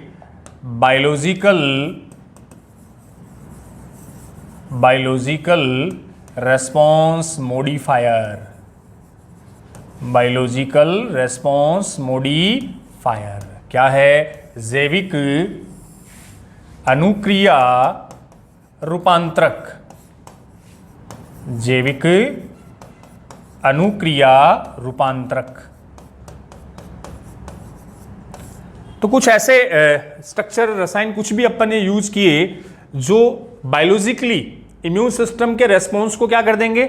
मॉडिफाई कर देंगे, उसकी अनुक्रिया को रूपांतरित, परिवर्तित कर देंगे। और इस बायोलॉजिकल रेस्पॉन्स मॉडिफायर का एग्जाम्पल आता है जो हमने इसी चैप्टर में पहले भी आपको बताया था, अल्फा इंटरफेरोन। याद करियो, देखे कहाँ आया था बच्चों? इंटरफेरोन आया था ना, anti viral protein. Cytokine barrier में बताया था इंटरफेरोन के 3 टाइप थे, अल्फा, बीटा और गामा। अल्फा इंटरफेरोन का यूज किया जाता है इस इम्यूनोथेरेपी में कैंसर के ट्रीटमेंट के लिए। क्लियर? तो एनसीईआरटी में यहाँ हिंदी में वो वाई लिख रखा है, तो वो आप करेक्शन कर लेना बच्चों, एक्चुअल में वहां क्या है? Alpha interferon. क्लियर? तो कौन कौन सी? फर्स्ट हमने बात कर ली सर्जरी की, दूसरी बच्चों आ गई रेडियोथेरेपी, जिसमें हमने रेडिएशन को यूज किया। कीमोथेरेपी में हमने रसायन, केमिकल यूज किए। इम्यूनोथेरेपी जो कनेक्टेड थी किससे? इम्यून सिस्टम, इम्यूनिटी से कनेक्टेड होती है। उसके अलावा जैसे एक पूछा हुआ भी बच्चों, आयोडीन 131, पुराना एक क्वेश्चन है, आयोडीन 131, जो आयोडीन का एक तरह से आइसोटोप होता है ना, समस्थानिक मान लेते हैं। आयोडीन का आयोडो 131 कोई आइसोटोप है, इससे जो रेडिएशन आती है, इसकी रेडिएशन विकिरणों को इससे डैमेज करवाते हैं, damaged tumour cells of thyroid gland. अब देख लो, आयोडीन है, आयोडीन, तो आयोडीन कौन से हार्मोन में हमने यूज किया था? थायरोक्सिन। थायरोक्सिन बनने के लिए किसकी रिक्वायरमेंट? आयोडीन की। और थायरोक्सिन बच्चों कौन सी ग्लैंड बनाती है? Thyroid gland. तो अगर थायराइड ग्लैंड में, थायराइड ग्लैंड वही अपना जो ट्रेकिया, लैरिंक्स है, उसके दोनों ओर ये थायराइड ग्लैंड, जिसमें मान लो थायराइड ग्लैंड में अगर बेटा जी ट्यूमर हो जाए, थायराइड ग्लैंड में अगर ट्यूमर हो गया, तो उसका डायग्नोसिस और ट्रीटमेंट देखो आयोडीन 131 से डायग्नोस भी करता है, ट्रीटमेंट भी करता है। तो इससे निकलने वाली जो रेडिएशन है आयोडीन 131 से, वो थायराइड ग्लैंड के ट्यूमर सेल्स को डैमेज करेगी। तो ये डायग्नोस और ट्रीटमेंट दोनों में यूज होता है, थायराइड ग्लैंड से रिलेटेड आयोडीन 131। क्लियर? अब एक ये भी समझ लो, थोड़ा सा एंडोक्राइन ग्लैंड से कनेक्ट होकर एक क्वेश्चन आ जाता है। अपने से बच्चों बोल दे कि मान लो किसी भी ग्लैंड में, कोई भी बॉडी की ग्लैंड है, थायराइड ले ली, पिट्यूटरी ले ली, एड्रिनल, कोई भी ग्लैंड ले ली, अगर ग्लैंड में ट्यूमर बन जाए और नोड्यूल बन जाए, नोड्यूल ट्यूमर गांठें ही होती है, तो किसी भी ग्लैंड्स में अगर ट्यूमर या नोड्यूल बन जाए, कैंसर हो जाए, तो उस ग्लैंड से हार्मोन के सिक्रीशन पर क्या इफेक्ट पड़ेगा। किसी ग्लैंड में ट्यूमर अगर हो जाए, क्वेश्चन ही मान लो आप, किसी ग्लैंड में नोड्यूल या ट्यूमर हुआ तो हार्मोन सिक्रीशन पर क्या इफेक्ट पड़ेगा, एंडोक्राइन ग्लैंड में भी बताता हूं मैं। सिंपल सी बात है, हार्मोन सिक्रीशन बढ़ेगा कि बेटा जी कम होगा? बढ़ेगा ना, क्योंकि ट्यूमर का मतलब नंबर ऑफ सेल्स, कोशिकाओं की संख्या बढ़ गई, सेल्स बढ़ गई तो हार्मोन का सिक्रीशन भी बढ़ेगा। तो ग्लैंड्स में या किसी भी ग्लैंड में ट्यूमर होने का मतलब हार्मोन सिक्रीशन बढ़ जाएगा, और इस हार्मोन के सिक्रीशन को बढ़ने को हम क्या बोलते हैं? Hyper secretion, अतिस्रावण। अतिस्रावण होता है, और सिक्रीशन कम होने को क्या बोला था बच्चों? Hypo secretion. क्लियर? तो ये इसके ट्रीटमेंट और डायग्नोसिस की बात की। ट्रीटमेंट में पहला बच्चों सर्जरी, उस पर्टिकुलर ट्यूमर सेल्स को सर्जरी के थ्रू हटाना। देन रेडियोथेरेपी, जिसमें रेडिएशन यूज की। कीमोथेरेपी में कुछ केमिकल मेडिसिन हमने यूज की, जिसमें हमने विनब्लास्टिन लिखा, विनक्रिस्टिन लिखा, टैक्सोल लिखा। अब एक देखना, अब वो जो होता ना, ये मेडिसिन की बात तो हमने कर ली, अब उसके कुछ साइड इफेक्ट भी होते हैं बच्चों। ये जो मेडिसिन वगैरह यूज करते हैं ना कीमोथेरेपी के, ये भी दो अपने एनसीईआरटी में दे रखा, आप भी याद रख लियो। कीमो जो थेरेपी थी, चलो मैं वहीं बता देता हूं, ये जो हमने पीछे बात की थी, कौन सी? कीमोथेरेपी। ये लो, ये अपनी कीमो आ गई। कीमोथेरेपी के कुछ साइड इफेक्ट भी बताते हैं, और साइड इफेक्ट ये बताते हैं, साइड इफेक्ट का मतलब बेटा जी दुष्प्रभाव, कि ये जो हाई डोजेज ऑफ केमिकल वगैरह यूज करते हैं, इसके कुछ साइड इफेक्ट होते हैं, जिसमें दो बता रखे हैं। एक तो हेयर लॉस, बाल झड़ जाते हैं, और दूसरा एनीमिया। ये ध्यान रख लेना। तो कीमोथेरेपी रसो चिकित्सा के साइड इफेक्ट का मतलब दुष्प्रभाव दो बता रखे हैं। हेयर लॉस, बाल झड़ना, देखा होगा कैंसर पेशेंट नॉर्मली दिखाते हैं तो वो हेयर लॉस, बाल झड़े रहते हैं, तो कीमोथेरेपी की साइड इफेक्ट है। और एक एनीमिया, एनीमिया का मतलब ब्लड, खून की कमी, एनीमिया हो गया। अब हेयर लॉस जो होता है ना बच्चों, बालों का झड़ना, उसके लिए यहां एक वर्ड यूज करते हैं मेडिकल में, एलोपेसिया। हेयर लॉस के लिए मेडिकल में एक टर्म आता है क्या? एलोपेसिया। हेयर लॉस को एलोपेसिया बोलते हैं। तो ये साइड इफेक्ट हेयर लॉस और एनीमिया किसके हो गए? कीमोथेरेपी के। और हेयर लॉस को हमने बोला एलोपेसिया। क्लियर? तो कीमोथेरेपी के बाद हमने बात की इम्यूनोथेरेपी की, जो इम्यून सिस्टम से कनेक्टेड है। इसमें बायोलॉजिकल रेस्पॉन्स मॉडिफायर यूज किए, लाइक अल्फा इंटरफेरोन, और ये आ गया अपने। तो ये बच्चों कैंसर डायग्नोसिस और कैंसर का ट्रीटमेंट। अब वो कुछ मैं आपको डे लिखा देता हूं, जैसे वर्ल्ड कैंसर डे। बच्चों वर्ल्ड एड्स डे तो लिखा था अपन ने। वर्ल्ड एड्स डे कब बताया था? 1 दिसंबर को। वैसे कुछ इंपॉर्टेंट डेज के बारे में मैं यहाँ लिख देता हूं। World doctor day, world health day, world yoga day, आपको बताया भी था स्टार्टिंग में, फिर से वर्ल्ड हेपेटाइटिस डे। कुछ इंपॉर्टेंट डे जो अपने इस चैप्टर से बच्चों रिलेटेड, वर्ल्ड मलेरिया डे, और फिर से लिखा देता हूं वर्ल्ड एड्स डे। ये अपने को कुछ डेज है इस चैप्टर से कनेक्टेड, ध्यान रख लेंगे अपन। तो वर्ल्ड एड्स डे तो बेटा जी कब बताया था? 1 दिसंबर को। ठीक है। वर्ल्ड कैंसर डे 4 फेब, 4 फरवरी को world cancer day. World doctor day अपना दिन, वैसे तो नीट का एग्जाम होता उसी दिन अपना वर्ल्ड डॉक्टर डे, या रिजल्ट आता उस दिन। वैसे एक्चुअल में बच्चों जो वर्ल्ड डॉक्टर डे है वो 1 जुलाई, 1 जुलाई। वर्ल्ड हेल्थ डे 7 अप्रैल। वर्ल्ड योगा डे आया था अभी 21 जून। 21 जून को विश्व योग दिवस, योगा डे मानते हैं ना, हेल्थ रहने के लिए, प्रॉपर हेल्दी रहने के लिए योगा डे भी बच्चों इंपॉर्टेंट है। योग एक्सरसाइज पार्ट है। अब 21 जो जून है वर्ल्ड योगा डे भी है, उस दिन बोलते हैं सबसे बड़ा दिन, लास्ट सबसे बड़ा दिन अपन 21 जून को ही बोला जाता है। और वर्ल्ड हेपेटाइटिस डे 28। अब देखो बच्चों इसमें ये जुलाई को, और वर्ल्ड मलेरिया डे 25 अप्रैल को। तो ये कुछ इंपॉर्टेंट डेज की अपन ने बात की है, अपन यहाँ से देख लेंगे। वर्ल्ड एड्स डे 1 दिसंबर को, तो cancer day 4 Feb, world doctor day 1 जुलाई, हेल्थ डे 1 अप्रैल, योगा डे, हेपेटाइटिस डे और मलेरिया और वर्ल्ड एड्स डे, अलग अलग डेज। तो ये बेटा जी दो बड़ी डिसऑर्डर, जिसमें लास्ट लेक्चर में हमने एड्स के बारे में डिटेल में डिस्कस किया था, इस लेक्चर में हमने कैंसर के बारे में डिटेल में डिस्कस किया है। एक हाँ ये भी इसमें रख लियो, डे के बाद जैसे कुछ कैंसर एंटी कैंसर विटामिन वगैरह बोलते हैं, वो भी मैं थोड़ा सा बता दूं कि जैसे कुछ एंटी कैंसर ड्रग्स इसमें बेटा जी होती है।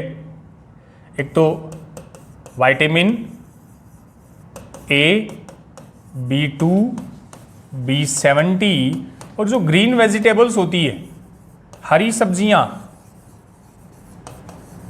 इनमें बच्चों बोलते हैं एंटी कैंसर प्रॉपर्टी होती है, एंटी कैंसर प्रॉपर्टीज। कैंसर विरोधी गुण होते हैं, एंटी कैंसर प्रॉपर्टी होती है, मतलब कैंसर रोकथाम वाले गुण होते हैं, जिसमें विटामिन ए बताते हैं। विटामिन ए का केमिकल नेम ध्यान ही अपने को, रेटिनोल, नाइट ब्लाइंडनेस, आंखों वाला और रोशनी से भी कनेक्टेड थे ना। विटामिन B2 बच्चों राइबोफ्लेविन,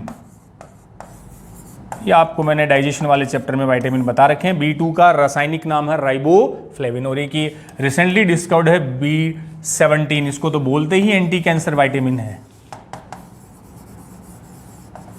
एंटी कैंसर विटामिन ये आ गया। तो ये जो विटामिन ए है, B2 है, B17 है और ग्रीन वेजिटेबल है, इनमें एंटी कैंसर प्रॉपर्टी, कैंसर विरोधी गुण होते हैं। विटामिन ए का रासायनिक नाम बेटा जी रेटिनोल, B2 को हम बोलते हैं राइबोफ्लेविन, नाम है इसका केमिकली, और B17 तो कहलाता ही एंटी कैंसर विटामिन है। ये सेल डिवीजन को कंट्रोल रखने में हेल्पफुल होते हैं, अनकंट्रोल होगा तो वही क्या है, कैंसर। तो एड्स को डिटेल में कर लिया। इस चैप्टर में हमने, इस लेक्चर में बेटा जी हमने कैंसर को डिटेल में कर लिया।